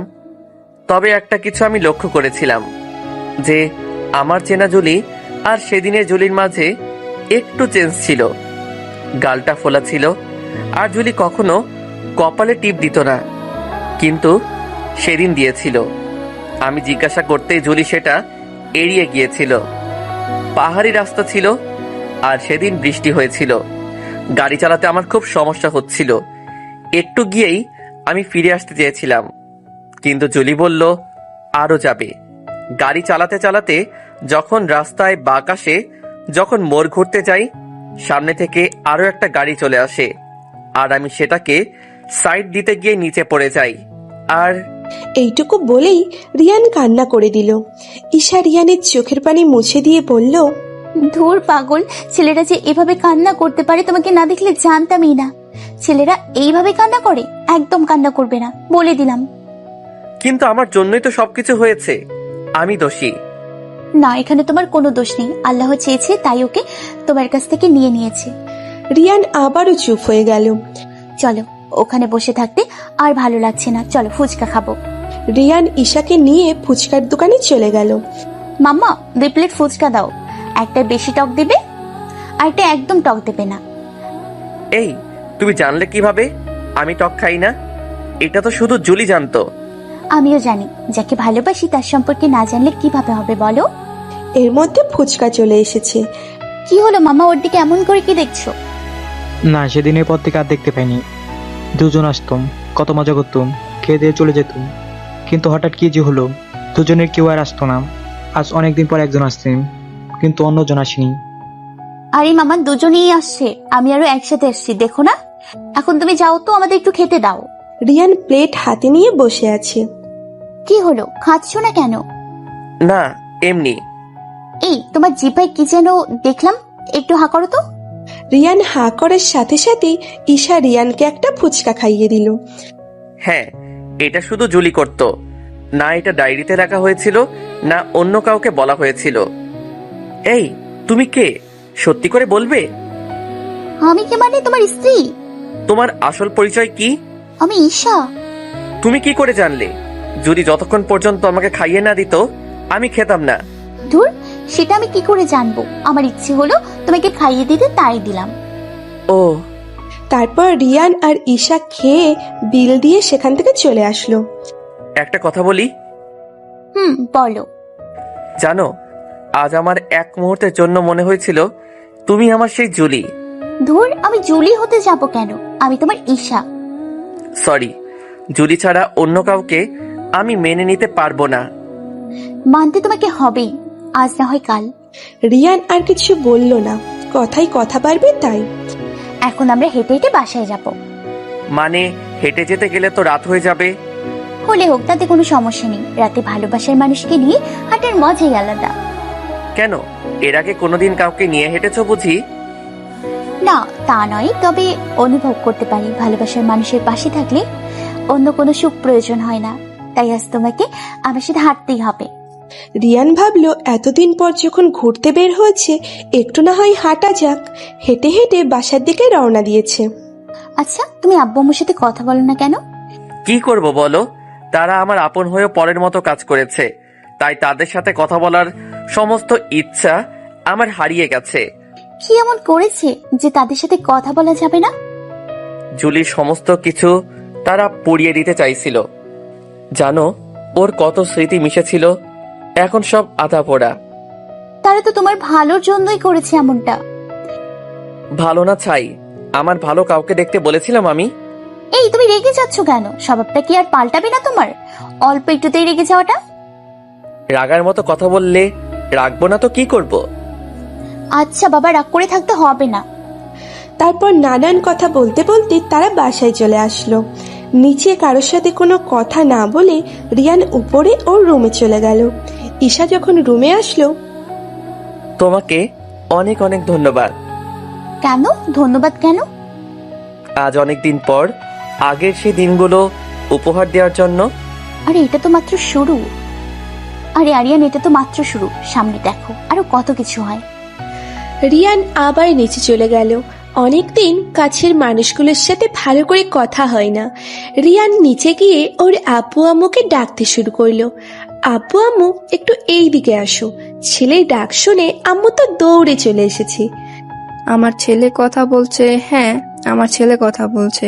আজ অনেকদিন পর আমার ছেলে আমাকে আম্মু বলে ডেকেছে। ভাইয়া তুই কথা বলতে পারছিস? আমি জানতাম ভাইয়া ভাবি পারবে তোকে ঠিক করতে। ও কিছুই করেনি, আমার এখন ইচ্ছে হচ্ছে তাই কথা বলছি। ভাইয়া তুই যতই বলিস, তুই তো এতদিন একটা ঘোরের মধ্যে ছিলি, ভাবি সেটা দূর করে দিয়েছে। ভাবি কোথায় রে? আমি কি করে বলবো তোর ভাবি কোথায়? যা গিয়ে নিজে খুঁজে নে। ভাইয়া এভাবে বলছিস কেন? আমার ভালো লাগছে না তোদের কথা, তাই আমি তো আমার ইচ্ছাতেই কথা বলেছি, কিন্তু তার ক্রেডিট তোরা বারবার ওকে কেন দিচ্ছিলি? সরি ভাইয়া। সরি বলতে হবে না। আম্মু আব্বু কোথায় গেছে? তোর আব্বু একটু বাইরে গেছে, একটু পরে চলে আসবে।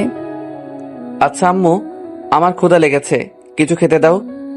একা কেন খাবি? যা বৌমাকে ডেকে নিয়ে আয়। আমি ডেকে আনতে পারবো না। আমাকে ডাকতে হবে না, আমি চলে এসছি আম্মু। আমি তো রান্না করছি। রিয়ানের নাকি ক্ষুধা লেগেছে, তুই একটু বেড়ে দে তো। আচ্ছা আম্মু, তুমি চিন্তা করো না, আমি ওকে খাবার বেড়ে দিচ্ছি। রিয়ান একটা জিনিস কিছুতেই বুঝতে পারছে না। ঈশার সামনে আসলে ও রাগ করতে পারে না কেন? এমনিতে তো ওর কথা শুনলেই প্রচুর রাগ হয়, কিন্তু এখন কেন রাগ হচ্ছে না? ঈশা খাবার বেড়ে দিল। রিয়ান প্লেটে শুধু হাত দিয়ে খাবারগুলো নেড়ে যাচ্ছে, কিচ্ছু খাচ্ছে না। কি হলো, তুমি খাবে নাকি শুধু শুধু এমন ভাবে খাবার নেড়ে যাবে, নাকি তোমাকে খাইয়ে দিতে হবে? ভাবি তুমি কেন বোঝো না? ভাইয়া তোমার হাতে খাবে বলে নিজে কিছুই খাচ্ছে না। দাও ভাবি, ভাইয়াকে খাইয়ে দাও। কিন্তু তোমার ভাই তো সেটাও বলছে না ও আমার হাতে খাবে। ভাবি আমার ভাইয়া তো একটু লাজুক স্বভাবের, তাই নিজের মুখে কিছু বলছে না। তুমি খাইয়ে দাও, দেখবে ভাইয়া কোনো কিছু না বলে চুপচাপ খেতেই থাকবে। রাত্রির কথা শুনে ঈশা রিয়ানকে খাইয়ে দিতে যাবে, তখন রিয়ান বলল, এই আমি কি তোমাকে একবারও বলেছি আমি তোমার হাতে খাবো? না বলনি। তাহলে আমাকে খাইয়ে দিতে আসছো কেন? আমি ভাবলাম তুমি সত্যি আমার হাতে খাবে, তাই নিজের হাতে কিছু খাচ্ছিলে না। তুমি এটা কিভাবে ভাবলে শুনি? শুনো, আমি শুধু জুলির হাতে খেয়েছি, অন্য কোনো মেয়ের হাতে কিছু খাওয়ার আমার কোনো ইচ্ছা নেই। আর ভুলেও আমাকে খাইয়ে দেওয়ার কথা ভাববে না, বলে দিলাম। আর তুমি কি ভেবেছো তুমি জুলির মতো আচরণ করবে আর আমি সেটা দেখে তোমাকে ভালোবেসে ফেলবো? যদি এটা ভেবে থাকো তাহলে তুমি ভুল ভাবছো। আমি কেন না খেয়ে বসেছিলাম জানো? কারণ এটা আমার অভ্যাস। আগে যখন জুলি ছিল ওর সাথে আমার কথা হতো, তখন আমি খাবার নিয়ে বসে থাকতাম, কারণ আমি না বললে ও কখনো খেত না। আর আমি বলার পর ও খাবার খেতে বসে আমাকে SMS করতো। তাই এটা আমার অভ্যাস হয়ে গেছে, খাবার প্লেট সামনে নিয়ে বসে থাকা। রাত্রি, তুমি এই ব্যাপারে কিছু জানতে? না মানে ভাবি, হ্যাঁ জানতাম। সবকিছু জেনেও কেন আমাকে তুমি মিথ্যে বললে? তুমি এত কথা না বললে আমাকে এত কথা শুনতে হতো না। ভালো লাগে না আর আমার এইসব। একটা মানুষ মরে গেছে, তার দেহ পচে গলে গেছে, আর তোমার এই সাইকো ভাই তাকে নিয়েই পড়ে আছে। ঘুম থেকে উঠে ঘুমোতে যাওয়ার আগ পর্যন্ত জুলি জুলি জুলি আর জুলি। কেন এখনো একটা মরা মানুষকে নিয়ে পড়ে আছে? রাত্রি, ওকে আমার পার্সোনাল ব্যাপার নিয়ে কথা বলতে না কর। তোমার পার্সোনাল ব্যাপার মানে? আমি তোমার স্ত্রী, সেটা ভুলে গেছো নাকি? আর স্বামী স্ত্রী মাঝে পার্সোনাল ব্যাপার বলে কিছুই থাকে না। রিয়ান এবার রেগে গেল, খাবার প্লেট ছুঁড়ে ফেলে দিয়ে বলল, খাবই না। এই কথা বলে উঠে চলে গেল। রিয়ান চলে যাবার পর ঈশা রাত্রিকে জড়িয়ে ধরে কান্না করে দিল। কান্না করো না ভাবি। কি করবো আমি, তুমি কি বলতে পারো? আমিও তো একটা মানুষ। বিয়ের এতদিন হয়ে গেল, আজ পর্যন্ত আমার সাথে ভালোভাবে কথা বলেনি, একটু সময় একসাথেও কাটায়নি। সব সময় দূরত্ব বজায় রাখে। কেন কেন রাখে? মরা একটা মানুষের জন্য কেন রাখে? আর জুলির মাঝে তোমার ভাই কি এমন দেখেছিল যা আমার মধ্যে দেখতে পায় না? আমি কি দেখতে খারাপ, নাকি তোমার ভাইয়ের সাথে আমার যায় না? কোনটা? ভাবি তুমি ভেঙে পড়ো না, আসলে ভাইয়া জুলিয়াপুকে অনেক ভালোবাসতো, তো এমন হচ্ছে। কিন্তু ভাইয়া একটু একটু করে সেখান থেকে বের হয়ে আসছে। আজ কথা বলছে, কাল অফিসে জয়েন করবে, পরশু ভাইয়া নিজেকে গুছিয়ে নেবে। এভাবে দেখবে ভাইয়া জুলির সব কিছু ভুলে তোমাকেই ভালোবাসবে। আর কত আশা দেবে ভালোবাসবে? যে কিনা এতদিন আগের কথা ভুলতেই পারছে না, সে কি করে আমাকে ভালোবাসবে? আমি বলতে পারছি না, তবে ভালোবাসবে, খুব ভালোবাসবে, এটা আমি শিওর দিয়ে বলতে পারছি। আচ্ছা, আমি রুমে গিয়ে দেখি তোমার সাইকো ভাই কি করছে। এখন ভাইয়ার কাছে যাওয়াটা কি ঠিক হবে? ঠিক হবে, কারণ ও যতক্ষণ একা থাকবে ওর রাগ তত বেশি বাড়বে। তাই কি ওর সাথে একটু কথা বলি। আচ্ছা ভাবি যাও, তবে দেখো ভাইয়াকে আবার বেশি রাগিয়ে দিও না। আরে সেটা নিয়ে তোমাকে ভাবতে হবে না। ঈশা রুমে চলে গেল। গিয়ে দেখতে পেল রিয়ান জানালা দিয়ে বাইরে তাকিয়ে আছে। কি দেখো এমন ভাবে? রিয়ান কোনো উত্তর না দিয়ে বাইরের দিকেই তাকিয়ে আছে। আমি সরি বাবু, আমার তখন অমন ভাবে বলা ঠিক হয়নি। আমাকে কোন দিক থেকে দেখে মনে হয় আমি বাবু? এই তো আমার বাবু কথা বলেছে। আমি বাবু না, আমি বড় হয়ে গেছি। তুমি না একটু রোমান্টিক না। আমি তো তোমাকে ভালোবেসে বাবু বলে ডাকছি। আমার এত ভালোবাসার দরকার নেই। রেগে আছো বাবু? আমাকে বাবু বলবে না বলে দিলাম। ডাকবে ঠিক আছে ডাকো, তবে অমন ন্যাকামি করে ডাকার কি আছে? আমার এমন ভাবে ডাকতে ভালো লাগে। ঈশা কিছু একটা বলতে গিয়েও বলল না। এই তুমি কিছু একটা বলতে চাইছিলে? না মানে আমি তো বাবু বলতে যাচ্ছিলাম, কিন্তু তুমি তো রাগ করো, তাই বললাম না। না, তুমি বাবু বলতে চাচ্ছিলে না। রিয়ান দেখো তোমার পেছন তেলাপোকা। রিয়ান লাফ দিয়ে সেখান থেকে চলে আসলো। তেলাপোকা তোমার পেছনে আসছে, দেখো দেখো। রিয়ান দৌড়াচ্ছিল, সময় সুযোগ বুঝে ঈশা রিয়ানকে ধাক্কা দিল। রিয়ান পড়ে যাচ্ছিল বলে ঈশাকে ধরলো, আর ঈশাকে ধরেই বিছানার উপর পড়ে গেল। রিয়ান নিচে আর ঈশা রিয়ানের উপরে। রিয়ান আর নিজের মধ্যে নেই। ঈশার চোখ গেল রিয়ানের ঠোঁটের দিকে, যেটা অনেক দিন থেকেই লক্ষ্য করে আসছে। আজ আর সুযোগ হাতছাড়া করবে না। ঈশা আজ যে সুযোগ পেয়েছে সেই সুযোগ হাতছাড়া করবে না। রিয়ান বেচারা নিচে পড়ে আছে, আর ঈশা শক্ত করে রিয়ানকে চেপে ধরে রেখেছে। আস্তে আস্তে ঈশা মুখ সামনে এগিয়ে নিয়ে যাচ্ছে। তারপর কি হলো? না থাক, কমু না, শুধু এইটুকু বলি, ঈশার ঠোঁটে যে লিপস্টিক ছিল সেটা রিয়ানকে খাইয়ে দিয়েছে। ঈশা তখনও রিয়ানের বুকের উপর শুয়ে আছে। এমন সময় রাত্রি রুমে এসে এমন দৃশ্য দেখে বলল, ও সরি, ভুল সময়, আমি ভুল জায়গাতে চলে এসেছি। ব্যাপার না, তুমি যাও, আর যাবার আগে দরজাটা আটকে দিয়ে যাবে। আর কে আসবে? আম্মু তো রান্না করছে, আর আব্বু বাইরে। আমিও যাচ্ছি, তোমরা চালিয়ে যাও। রাত্রি চলে গেল। ঈশা, এসব কি হচ্ছে? কি হচ্ছে তুমি বুঝতে পারছো না? আমি আমার জামাইকে আদর করে দিচ্ছি। তাই বলে অমন পচামার্কা লিপস্টিক তুমি আমাকে খাইয়ে দিবে? এর আগে না আমি তোমাকে বলেছিলাম তুমি লিপস্টিকের ফ্লেভার চেঞ্জ করো?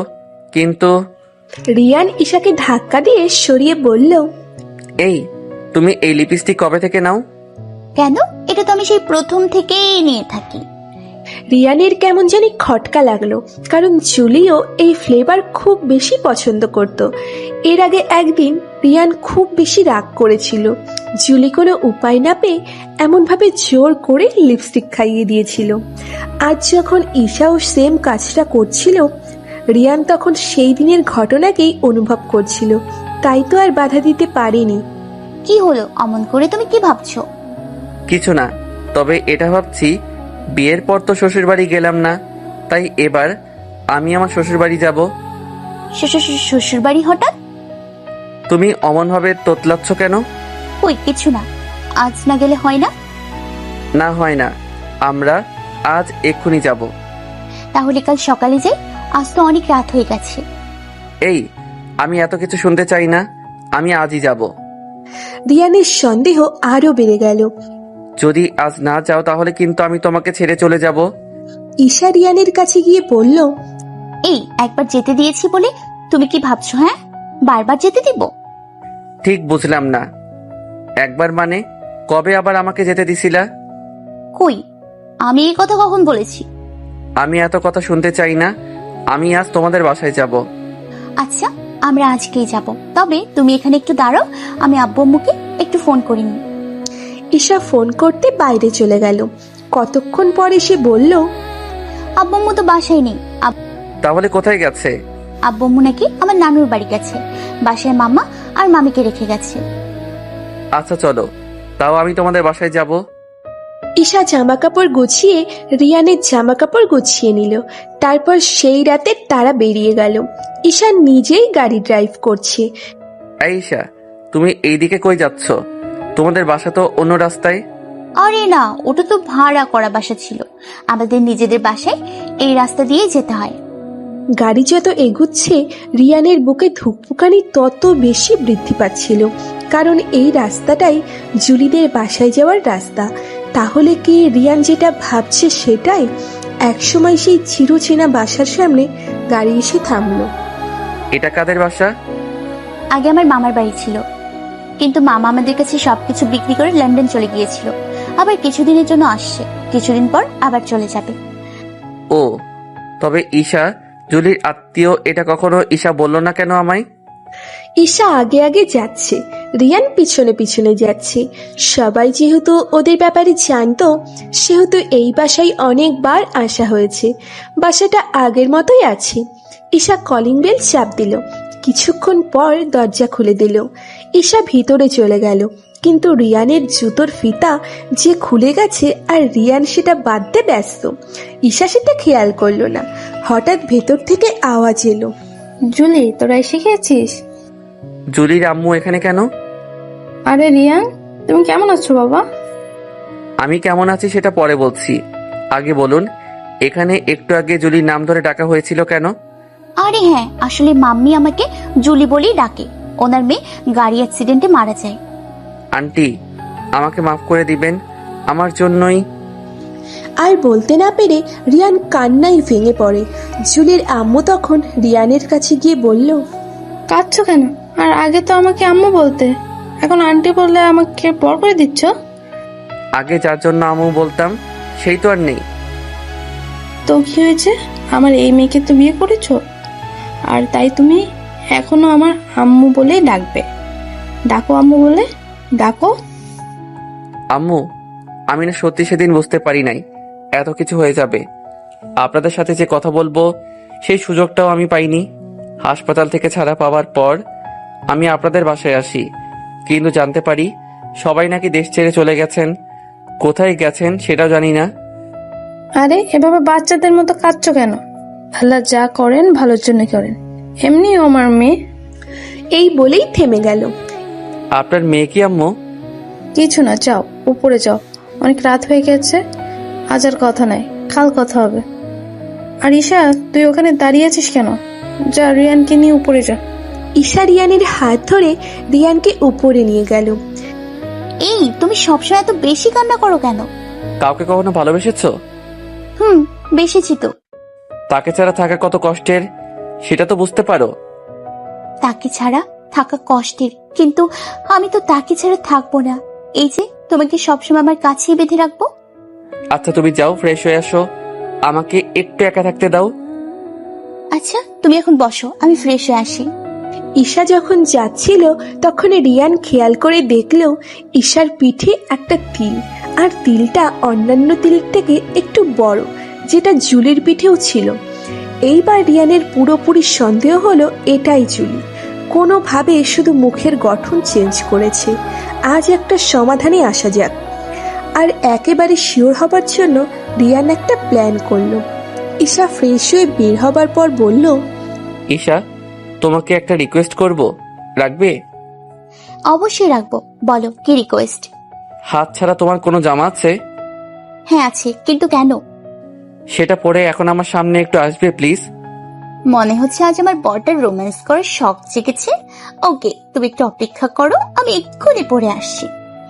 কিছুক্ষণ পর ঈশা হাতা ছাড়া জামা পরে রিয়ানের সামনে এসে দাঁড়ালো। এই যে চলে এসছি। রিয়ান ঈশার বাঁ হাতে লক্ষ্য করল, আর যেটা ভেবেছিল সেটাই সুন্দর করে লেখা আছে, J+R। রিয়ান ঈশাকে জড়িয়ে ধরে বলল, তুমি আমার জলি। হ্যাঁ, তুমি আমার জলি। আরে তুমি কি পাগল হয়ে গেল নাকি? আমি কেন তোমার জুলি হতে যাব? আমি ঈশা।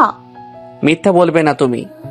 জুলির সাথে ঝগড়া হবার পর জুলি এমন ভাবে ওর বাম হাত কেটে লিখেছিল J+R, আর তোমার পিঠে যেখানে তিল ঠিক সেখানে জুলিরও তিল ছিল। তো কি হয়েছে?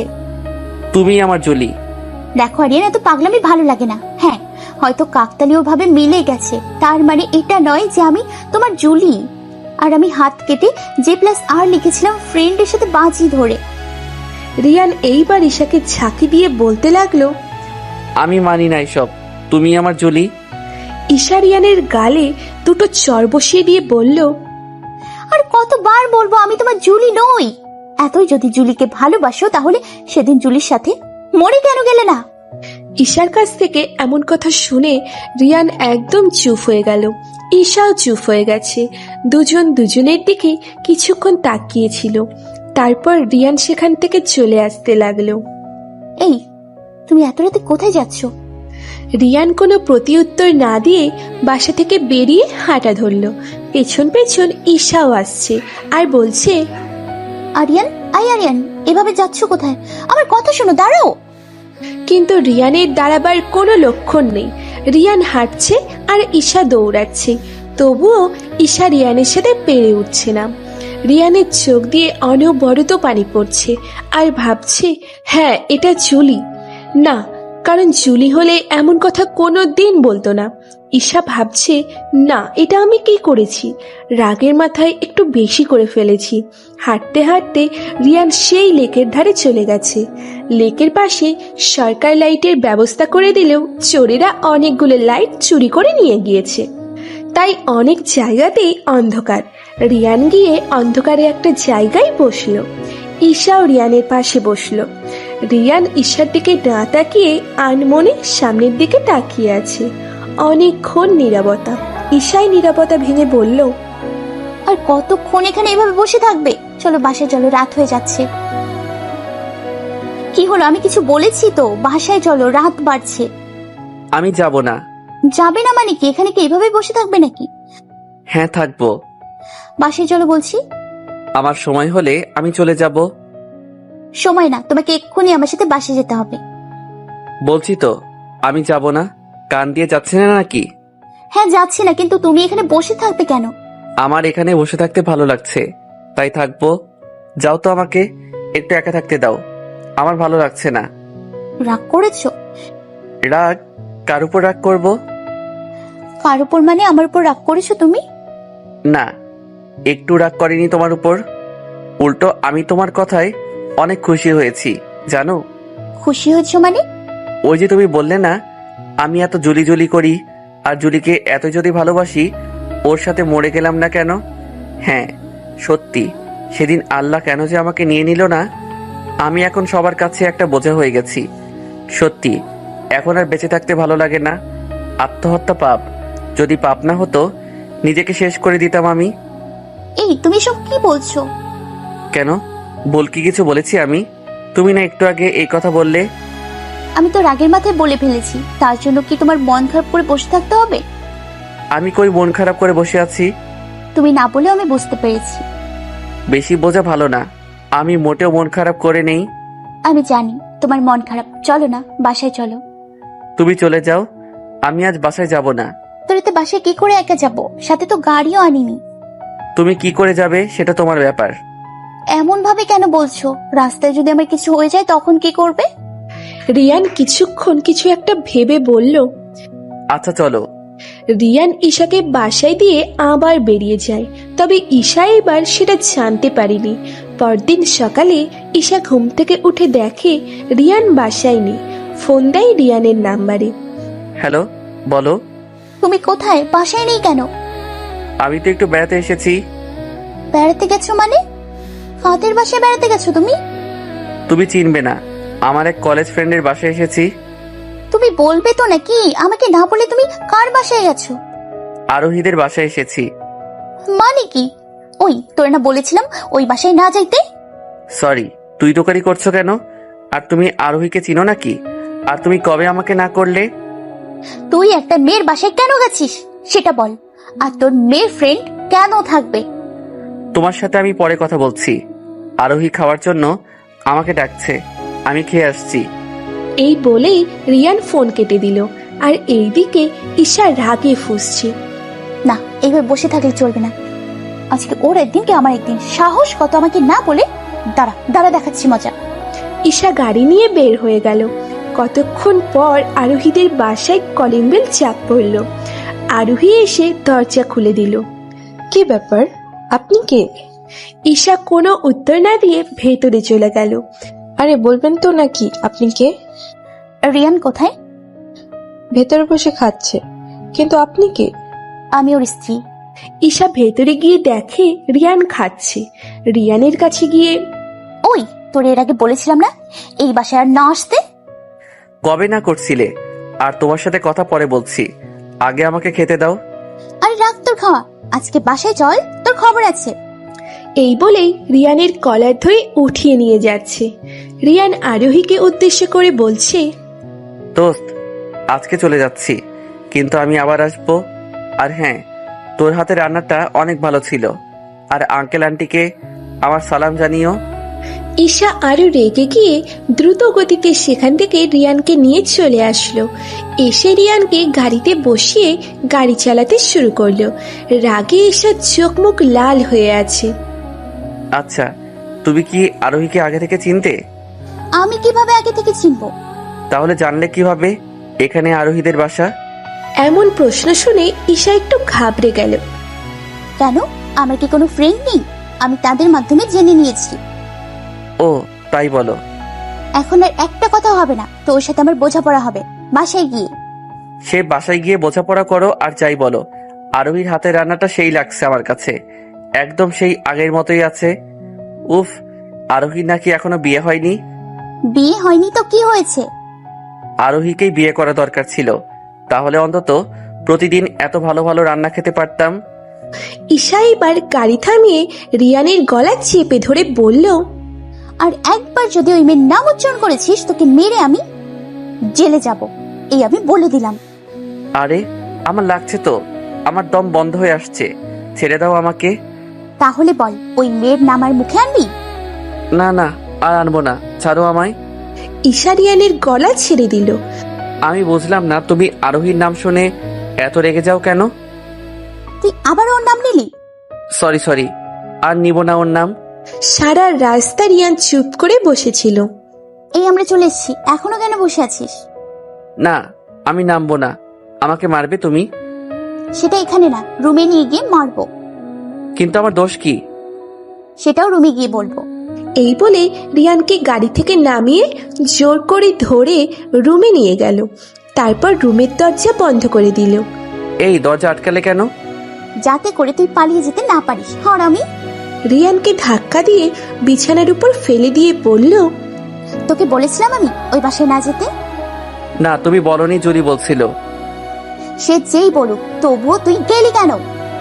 জুলি কষ্ট পাবে বলে আমি যেতাম না, কিন্তু এখন তো জুলি নেই, তাই। জুলি কষ্ট পায় না ঠিক আছে, কিন্তু অন্য একজন যে কষ্ট পাচ্ছে। এই বলেই বুকের উপর কিল ঘুষি শুরু হয়ে গেছে। আরে আমার লাগছে, ব্যথা পাচ্ছি তো। ব্যথা পাবার জন্যই তো দিয়েছি, আমাকে কষ্ট দিলি কেন তুই? আমি কিভাবে তোমাকে কষ্ট দিলাম? তুই জানিস না আমি আরোহীকে সহ্য করতে পারি না। আমি জানতাম জুলি সহ্য করতে পারে না, কিন্তু তুমিও যে পারবে না সেটা জানতাম না। আর কেনই বা পারো না? কারণ ওই ডাইনি তোকে প্রপোজ করেছিল। তুমি সেটা জানলে কিভাবে? আমাকে রাত্রি বলেছে। একদম মিথ্যা বলবা না, এটা আমি আর জুলি ছাড়া কেউ জানে না। তাহলে তুমি আমার জুলি বলো। রিয়ানের কথা শুনে ঈশা রিয়ানকে ছেড়ে দিয়ে বলল, আমার কাজ আছে, আমি গেলাম। রিয়ানের কথা শুনে ঈশা রিয়ানকে ছেড়ে দিয়ে রুম থেকে বের হয়ে চলে গেল। ঈশার এমন ব্যবহারে রিয়ানের সন্দেহ আরও বেড়ে গেল। আর জুলি আর রিয়ান যেই কথাটা জানতো সেই কথা ঈশা জানলো কিভাবে, সেটা ভাবার বিষয়। এটাই জুলি, হ্যাঁ এটাই জুলি। তবে আমার কাছ থেকে লুকিয়ে থাকছে নাকি লুকিয়ে থাকার পেছনে অন্য কোনো কারণ আছে? না, এইবার আমাকে আরো বড় প্ল্যান করতে হবে। যদি এটা জুলি হয় তাহলে ও নিজে স্বীকার করবে ও জুলি। রিয়ান নিচে চলে গেল, দেখে ঈশা জুলির আম্মুর সাথে বসে কি জানি গল্প করছে। রিয়ানকে দেখে জুলির আম্মু বলল, রিয়ান, তুমি কিন্তু আমার মেয়ের সাথে এটা একদম ঠিক করনি। আপনার মেয়ে মানে? কার সাথে? ঈশা আমার মেয়েই তো, তুমি ওকে কাঁদিয়ে ঠিক করনি। আমি কিভাবে ওকে কাঁদালাম? তুমি আরোহের বাসায় কেন গিয়েছিলে? আম্মু, জুলি আমাকে বলেছিল আল্লাহ না করুক যদি জুলি কোনোদিন কিছু হয়ে যায় তখন তো আমি একা হয়ে যাব। কিন্তু আমি যদি এমন কাউকে খুঁজে পাই যে আমাকে জুলির মতো করে ভালোবাসে, তার সাথে রিলেশন করতে। না আম্মু, আমি কোনোদিন ওকেই। কি হলো, থেমে গেলে কেন? আর আমি এমন কাউকে খুঁজে পেয়েছি, তাই আমি তার সাথে রিলেশন করব। জুলিকে দেওয়া কথা আমি ফেলতে পারবো না। তার মানে কি রিয়ান, তুমি কি এখন ঈশাকে ছেড়ে অন্য কারোর সাথে রিলেশন করবে নাকি? দেখুন আম্মু, জুলিকে আমি নিজের থেকেও বেশি ভালোবাসতাম। ও চলে যাওয়ার পর আমি অন্য কাউকে খুঁজে দেখিনি। কিন্তু কাল যখন আরোহীর বাসায় গেলাম তখন আমি বুঝতে পারলাম আরোহী আমাকে জুলির মতোই ভালোবাসে। তাই আমি আরোহীর সাথে রিলেশন করে জুলিকে দেওয়া কথা রাখতে চাই। খেয়াল করে দেখলাম ঈশা আমার দিকে কেমন করে যেন তাকিয়ে আছে। চলে আসলাম রুমে। কতক্ষণ পর ঈশা আসলো। রিয়ান, তুমি একটু আগে যা বলেছিলে সব কি সত্যি? আমি অন্যদিকে তাকিয়েছিলাম, তবে বুঝতে পারছিলাম ঈশা কান্না করছে। হ্যাঁ, যা বলেছি সব সত্যি। তাহলে সেটা আমাকে আগে বলতে। আমাকে বলার সুযোগ দিলে তো বলবো। তুমি আরোহীর সাথে রিলেশন করতে পারবে না। তাহলে তুমি স্বীকার করো তুমি আমার জুলি। রিয়ান, আমি যেটা নই সেটা স্বীকার কেন করব? আমি জানি তুমি আমার জুলি। তুমি ভুল জানো। তার মানে তুমি আমার জুলি না, তাই তো? হ্যাঁ, ঠিক তাই। আমি ঈশা। তাহলে তোমার কথা রাখতে পারলাম না, সরি। কেন রাখতে পারবে না? কারণ আমি জুলিকে কথা দিয়েছিলাম যে। তুমি এরকম কোনো কথা দাওনি। সেটা তুমি জানবে কিভাবে আমি জুলির কাছে কোনো কথা দিয়েছিলাম কিনা? কারণ তুমি কি? আমি তোমার বউ। বউ তো কি হয়েছে? তাই তুমি আরোহীর সাথে কোনো প্রকার রিলেশন রাখতে পারবে না। সেটা আমি বুঝে নিব। ওই, আমি যেটা বলেছি কান দিয়ে যাচ্ছে না নাকি? ভালোভাবে বলছি তাই হজম হচ্ছে না। আমি থাকতে আবার অন্য মেয়ের সাথে রিলেশন একদম মেরে ফেলবো। মেরে ফেলো, তাও আমি জুলির কাছে তাড়াতাড়ি যেতে পারবো। না, মারবো না। ওটাও একটা ডাইনি। ওর জন্য এখনো আমি আমার স্বামীর ভালোবাসা পাইনি। এই বেলা অনেক হয়ে গেছে, আমার ক্ষুধা লাগছে। তুমি না ওখান থেকে খেয়ে আসলে? খেতে দিলে তো খাবো, মাত্র তো খেতে বসেছিলাম আর তুমি আমাকে নিয়ে আসলে। বেশ করেছি। আমি থাকতে কেন তুমি ওর হাতে রান্না খাবে? আমার ইচ্ছে হয়েছে তাই খেয়েছি। গুল্লি বাড়ি তোর ইচ্ছার, নিচে চল, খেতে দিচ্ছি। আমি একটা ভিলেনি হাসি দিয়ে আবার বললাম, এমন ভাবে বললে আমি যাব না। জানো আরোহী আমাকে কত সুন্দরভাবে খেতে ডাকছিল। কিভাবে ডাকছিল? আমি ঘুমেছিলাম, আরোহী আসলো, এসে আমাকে ডাকলো, এই শুনছো, তোমার জন্য কত কিছু রান্না করেছি, খাবে চলো। আমার কথা শুনে এসে ঢুম করে আমার নাকে একটা ঘুষি দিল। আউ! সরি, আমি তোমাকে মারতে চাইনি। তোমার কথা শুনে আমার আরোহীর উপর রাগ হয়ে গেছিল, তাই ভেবেছিলাম তুমি আরোহী। উফ, কি ব্যথা! চলো নাকি বরফ ধরবো? লাগবে না, আমাকে মেরে এখন আসছে আদর করতে। সরি বাবু, আমি ইচ্ছে করে দেইনি, চলো না। বলেই জোর করে নিয়ে গেল। তারপর যখন বরফ ধরছিল তখন জুলির আম্মু এসে বলল, কি রে, ওর নাকে কি হয়েছে? আর বলো না, জামাই আদর করতে একটু বেশি হয়ে গেছে, তাই বরফ ধরতে হচ্ছে। তোমার জামাই এত দুষ্টু যে আদর বেশি পেতে চেয়েছিল, যার ফলে এখন এই অবস্থা। তারপর ঈশা আমাকে উদ্দেশ্য করে বলল, এই চলো, আর নাক ধরে বসে থাকতে হবে না, খাবে চলো। না, আমি খাবো না। আমাকে মারলে কেন? তুমি ওই কথাটা আমাকে কেন বললে? আমি তো সত্যি বলছি। তাই মেরেছি। চলো খাবে, চলো এখন। তোমার জন্য একটা শাস্তি আছে, যদি সেটা মাথা পেতে নাও তাহলে খেতে পারি। বলো কি শাস্তি? আমাকে খাইয়ে দিতে হবে। বলো দিবে? এটা কোনো শাস্তি হলো? এটা তো আমার জন্য খুশির বিষয়। চলো, তোমাকে আজ আমি নিজ হাতে খাইয়ে দিব। কয়েকদিন পর রিয়ান অনেকভাবে চেষ্টা করেছে, কিন্তু কোনোভাবেই ঈশার মুখ দিয়ে এটা বলাতে পারছে না যে ওই জুলি। তবে রিয়ানও হাল ছেড়ে দেওয়ার পাত্র নয়। বাইরে থেকে ঘুরে এসে রিয়ান রুমে প্রবেশ করলো, তবে আসার আগে সিগারেট আর মদের বোতল নিয়ে এসেছে। জুলি একদম এইগুলো সহ্য করতে পারে না। ঈশা রুমেই ছিল। রিয়ানের হাতে এইসব কিছু দেখে, জানো, জুলি এইগুলো খুব পছন্দ করত। আমি আর জুলি একসাথে বসে খুব খেতাম। জুলি তো ফুরফুর করে সিগারেট টানতো। দাও, আমিও টানবো। ঈশার কথা শুনে এই প্রথম রিয়ান কিছুটা অবাক হয়ে গেল, আর মনে হলো এটা জুলি না, কারণ জুলি সিগারেটের ধোঁয়াই সহ্য করতে পারতো না, সেখানে নাকি সিগারেট টানবে। মানে তুমি সিগারেট খাবে? খাবো আমি। দাও, ফুরফু করে আমিও টানবো। এই নাও। দাও, ওই মদের বোতলটাও আমার হাতে দাও। কেন? মদের বোতল দিয়ে তুমি কি করবে? ঢক ঢক করে গিলবো। দাও আমাকে, আমি খেয়ে আবার তোমাকে দিচ্ছি। এই নাও, বেশি খাবে না কিন্তু, আমার জন্য রেখে দিবে। এই বলে রিয়ান ঈশার হাতে মদের বোতল আর সিগারেটের প্যাকেট ধরিয়ে দিল। মদের বোতল হাতে নিয়েই ঈশা দিল সেটাকে ফ্লোরে ছুঁড়ে, সাথে সাথে সেটা ভেঙে চুরমার হয়ে গেল। কি ভেবেছিলে চান্দু, আমি তোমাকে মদ খেতে দিব? হ্যাঁ, মদ খেতে দিব, আর আমি নিজেও খাবো। নাও নাও, এখন ফ্লোর থেকে উঠিয়ে নিয়ে খেয়ে নাও। আর এই সিগারেটের প্যাকেট এখন আমি জানালা দিয়ে ফেলে দিব। এই বলেই ঈশা জানলার দিকে যেতে লাগলো। রিয়ান ঈশাকে ধরতে যাবে, ঠিক সেই সময় ভাঙা কাচের টুকরো রিয়ানের পায়ে বিঁধে গেল, আর সাথে সাথে রিয়ান চিৎকার দিয়ে বিছানায় গিয়ে বসে পড়ল। পেছনে তাকিয়ে দেখি রিয়ানের পা দিয়ে রক্ত বের হচ্ছে। ঈশা সিগারেটের প্যাকেট ফেলে দিয়ে রিয়ানের কাছে এসেই প্রথমে কাচের টুকরোটাকে বের করে নিল, তারপর চেপে ধরলো যাতে করে আর রক্ত বের না হয়। এই, তুমি আমার পা ধরেছো কেন? কোনো কথা বলবা না। আরে বাচ্চাদের মতো কাঁদছো কেন? কথা বলতে না করেছি তো নাকি? প্লিজ কাঁদবে না। কেন কাঁদবো না? আর জুলি কাঁদলে তোমার কষ্ট হতো, আমি কাঁদছি তাতে তোমার কি? হ্যাঁ, কেন জানি আমার এখনো কষ্ট হচ্ছে। সরি বাবু, সব আমার জন্য হলো। তোমার কোনো দোষ নেই, আমি তো মদের বোতল এনেছিলাম। তবু আমি যদি না ভেঙে কোথাও রেখে দিতাম। আমার দিকে একটু তাকাও তো। ঈশা রিয়ানের দিকে তাকালো। হ্যাঁ, ঠিক ধরেছি রিয়ান। জুলি অল্প একটু কান্না করলে যেমন চোখ লাল হয়ে যেত, ঈশারও সেটাই হয়েছে। এই দেখেছো, কেঁদে চোখ লাল করে ফেলেছো। কান্না থামাও প্লিজ। এই কান্না করতে করতে তো চোখ লাল করে ফেলেছো, এইবার কান্না থামাও প্লিজ। না, থাকবো না, আমি কান্না করব। কেন? কান্না কেন করবে? তুমি আমার জন্য ব্যথা পেলে, তাই কান্না করব। আচ্ছা, তুমি কান্না করলে কি আমার ব্যথা কমে যাবে? ও হ্যাঁ, তাই তো। আমি সেই কখন থেকে কান্না করে যাচ্ছি। তোমার পা কেটে গেছে, মলম দিতে হবে তো। আচ্ছা, তুমি একটু বসো, একদম উঠবে না, আমি মলম নিয়ে আসছি। ঈশা মলম আনতে চলে গেল, আর রিয়ান ভাবছে একটা মানুষের সাথে অন্য একটা মানুষের এত মিল কিভাবে হয়। ঈশা মলম নিয়ে এসে রিয়ানের পায়ে লাগিয়ে দিল, তারপর ফ্লোরে পড়ে থাকা কাচের টুকরোগুলো পরিষ্কার করে নিল।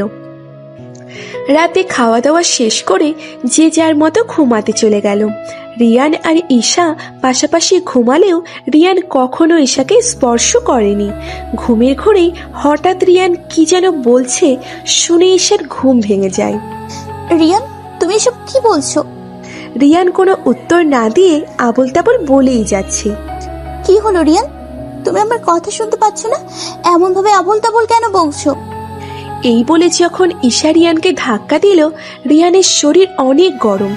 ঈশা সেটা বুঝতে পেরে রিয়ানের মাথায় হাত দিয়ে দেখে শরীরে অনেক জ্বর। রিয়ান, এই রিয়ান, তোমার কি খুব বেশি খারাপ লাগছে? মাথায় পানি নেবে নাকি জলপট্টি নেবে? রিয়ান কোনো উত্তর দিল না, তবে শরীরে যে পরিমাণ জ্বর, তাতে করে মাথায় পানি দিয়ে সারা শরীর মুছে দিলেই ভালো হবে। ঈশা উঠে পানি আনতে চলে গেল। কিছুক্ষণ পর এসে বালিশের নিচে একটা বড় পলিথিন দিয়ে মাথায় পানি ঢালতে লাগলো। বেশ কিছুক্ষণ পানি দেবার পর ঈশা রিয়ানকে জিজ্ঞাসা করলো, এখন কেমন লাগছে? অনেক ভালো লাগছে, তবে আমার পাটা খুব ব্যথা করছে। তোমাকে আমি ব্যথার ঔষধ খেতে বলেছিলাম, তুমি তখন খেলে না কেন? দাঁড়াও, আমার ব্যাগে জ্বরের ঔষধ আছে কিনা দেখি। ঈশা নিজের ব্যাগ খুঁজে ওষুধ বের করলো, সেটা রিয়ানকে খাইয়ে দিল। সারা রাত ঈশা ঘুমাতে পারেনি। কতক্ষণ পর পর মাথায় পানি ঢেলেছে, আর জলপট্টি তো দিয়েই গেছে। রাতের থেকে সকালের দিকে জ্বর অনেক কম। রিয়ান ঘুমিয়েছিল। ঈশা উঠে রিয়ানের জন্য স্যুপ করতে গেছে। স্যুপ করে নিয়ে এসে রিয়ানকে ডেকে তুলল। আমি উঠে বসতে পারবো না, আমার ভালো লাগছে না। একটু কষ্ট করে উঠে বসো, স্যুপটুকু খেয়ে আবার শুয়ে পড়ো। রিয়ান উঠে বসলো আর ঈশা রিয়ানকে স্যুপ খাইয়ে দিচ্ছিল। এই, তোমার চোখ এত ফুলছে কিভাবে? মনে হয় সারা রাত ঘুমাইনি, তাই এত ফুলেছে। তুমি কিছু খেয়েছো? না, তোমাকে খাইয়ে দিয়ে তারপর খাবো, আর তারপর তোমাকে নিয়ে ডক্টরের কাছে যাবো। রিয়ানকে স্যুপ খাইয়ে দিয়ে ঈশা নিজেও কিছু খেয়ে নিল, কিন্তু খেতে একদম ইচ্ছা করছিল না। তাই অল্প কিছু খেয়ে রেডি হয়ে রিয়ানকে নিয়ে বের হলো। ডাক্তারকে দেখিয়ে ওরা বের হলো। এই, আমার না ঘুরতে যেতে ইচ্ছে করছে। কি বলো, এই শরীর নিয়ে তুমি ঘুরতে যাবে? হ্যাঁ চলো না, আমরা ঘুরতে যাব। চলো চলো। আচ্ছা বাবা, যাবো, কিন্তু কোথায় যেতে হবে বলো। আমরা পাহাড় দেখতে যাব। এই তুমি কি বলো, এই শরীর নিয়ে এত দূরে জার্নি করে যেতে পারবে? যেতে তো আমাকে হবেই, চলো। ঈশা আর কোনো উপায় না পেয়ে যেতে লাগলো, কিন্তু পাহাড়ি রাস্তায় ঢোকার আগ মুহূর্তে রিয়ান বলল, আমি পানি খাবো। গাড়িতে পানি আছে? না, পানি নেই। আচ্ছা তুমি একটু বসো, আমি এই দোকান থেকে পানি নিয়ে আসছি। ঈশা পানি আনতে গেল। পানি কেনার শেষে যখন ফিরে তাকিয়েছে, তখন দেখে গাড়ি নেই, সাথে রিয়ানও নেই। ঈশা তো অস্থির হয়ে গেল। রিয়ান গেল কোথায়? কোনো উপায় না পেয়ে ঈশা রিয়ানের নাম্বারে কল দিল। হ্যালো, তুমি কোথায়? আমি তো পাহাড়ি রাস্তায় ঢুকে গেছি। মানে কি, তুমি গাড়ি ড্রাইভ করছো? হ্যাঁ করছি, জানো একটুর জন্য ট্রাকের সাথে ধাক্কা লাগাইনি। আরিয়ান, তুমি কোথায়? আর যেখানে আছো সেখানে ব্রেক করো, সামনে একটুও যাবে না। সেটা বললে হয়? আজ আমি জুলির কাছে যাব। চুপ শয়তান, এসব কি বলছো? হঠাৎ বিকট একটা শব্দ আসলো। এই আরিয়ান, কি হলো? তুমি ঠিক আছো তো? আরে হ্যাঁ, শুধু গাড়িটাকে গাছের সাথে লাগিয়ে দিছিলাম। দেখো আরিয়ান, তুমি কিন্তু একটু বেশি বাড়াবাড়ি করছো। সেটা তুমি করছো। তুমি জুলি হওয়া সত্ত্বেও দিনের পর দিন ঈশার অভিনয় করে যাচ্ছ। আমি জুলি না। হ্যাঁ মেনে নিয়েছি তুমি জুলি না, তাই তো আমি আমার জুলির কাছে চলে যাব। গাড়ির স্পিড এখন 80+। এই স্পিড থামাও, স্পিড থামাও, এই স্পিড থামাও। এমন রাস্তায় কেউ এত স্পিডে গাড়ি চালায়? কিছু হয়ে যাবে তো। হবার জন্যই তো চালাচ্ছি। আমি জুলিকে ছাড়া আর থাকতে পারবো না। আর শুনো, তোমার সাথে আমি অনেক অন্যায় করে ফেলেছি, আমাকে মাফ করে দিও। মাফ? কিসের মাপ? আর কত কষ্ট দিবি তুই আমাকে? হ্যাঁ, আমিই তোর জুলি। সেদিন আমি মরিনি, মরেছিল আমার ছোট বোন অধরা। সত্যি তুমি আমার জুলি তো? হ্যাঁ হ্যাঁ হ্যাঁ, আমিই জুলি। আমি বিশ্বাস করি না। তুমি যদি জুলি হও, তাহলে তুমি আমাদের মাঝে ঘটে যাওয়া একটা ঘটনা বলো, যেটা আমি আর তুমি ছাড়া কেউ জানে না। তুই আর আমি একবার ঘুরতে গেছিলাম, সেখানে ওই এলাকার মুরব্বীরা আমাদের নানান ভাবে অপমান করেছিল। হ্যাঁ তুমি আমার জুলি। ওকে, আমি আসছি। রিয়ান ফিরে আসলো। জুলি এতক্ষণ নানান চিন্তার মধ্যে ছিল। রিয়ান ফিরেছে সেটা দেখে অনেক স্বস্তি পেল, কিন্তু গাড়ির অবস্থা খুব খারাপ হয়ে গেছে। এই তুমি ঠিক আছো তো? তোমার কোনো ক্ষতি হয়নি তো? আমি একদম ঠিক আছি। এখন সব আমাকে বলো, কেন এই নাটক করলে? বলবো, সব বলবো বাসায় গিয়ে। তারপর জুলি গাড়ি ড্রাইভ করে বাসায় আসলো। ওরা সোজা রুমে চলে গেল। হ্যাঁ বলো, এতদিন কেন এত নাটক? আর তোমার যমজ বোন ছিল, সেটা আমাকে বলনি কেন? হ্যাঁ, ও অনেক ছোট থেকেই নানুর বাসায় থাকে। আর সেদিন যখন আমি বের হয়েছিলাম, তখন অধরা আমাকে বললো ও নাকি তোমার সাথে ঘুরতে চায়। আমি অনেকবার না করা সত্ত্বেও অনেক জেদ করে, তাই ওকে পাঠিয়ে দিই। সেদিন আমি তোমার সাথে থাকলে হয়তো আমি বেঁচে থাকতাম না। ওর মৃত্যুর জন্য তোমাকে দায়ী করেছি, তাই তো। আর তোমার সামনে এসে এটা কখনো বলিনি, তোমার যদি মরেনি, বেঁচে আছে। তাই কয়েকদিন আমরা দেশে থেকে চলে যাই লন্ডনে। তোমার খোঁজ খবর সব সময় নিয়েছি, কিন্তু শুনতাম দিনের পর দিন তোমার অনেক অবনতি হচ্ছে। তাই নিজের মুখে প্লাস্টিক সার্জারি করে চলে আসলাম দেশে, যাতে করে আমাকে চিনতে না পারো। আমি জানতাম হঠাৎ করে আমাকে দেখলে তোমার বড় ধরনের ক্ষতি হয়ে যেতে পারে, আর বলতে পারবো না। যতটুকু দরকার ততটুকুই বললাম। কিন্তু তারপরেও কেন আমার কাছে পরিচয় লুকালে? আমি দেখতে চেয়েছিলাম তুমি অন্য কাউকে পেয়ে জুলি মানে আমাকে ভুলে যাও নাকি, কিন্তু আমি যেটা দেখলাম, আমি ভুল কাউকে ভালোবাসিনি। আমি এমন একজনকে ভালোবেসেছি যে শুধু আমাকেই ভালোবাসে। এই বলেই জুলি রিয়ানকে জড়িয়ে ধরল। আহ, কি হলো? হাতে ব্যথা। কিভাবে পেলে? যখন গাছের সাথে গাড়ি ঘষে গেল তখন পেয়েছিলাম। হ্যাঁ, তুমি তো একটা হারামি। সত্যি কিভাবে বের করে নিতে হয় ভালো করেই জানো। I love you. I love you too. আর কখনো ছেড়ে যাবে না তো? না, আর কখনো যাব না।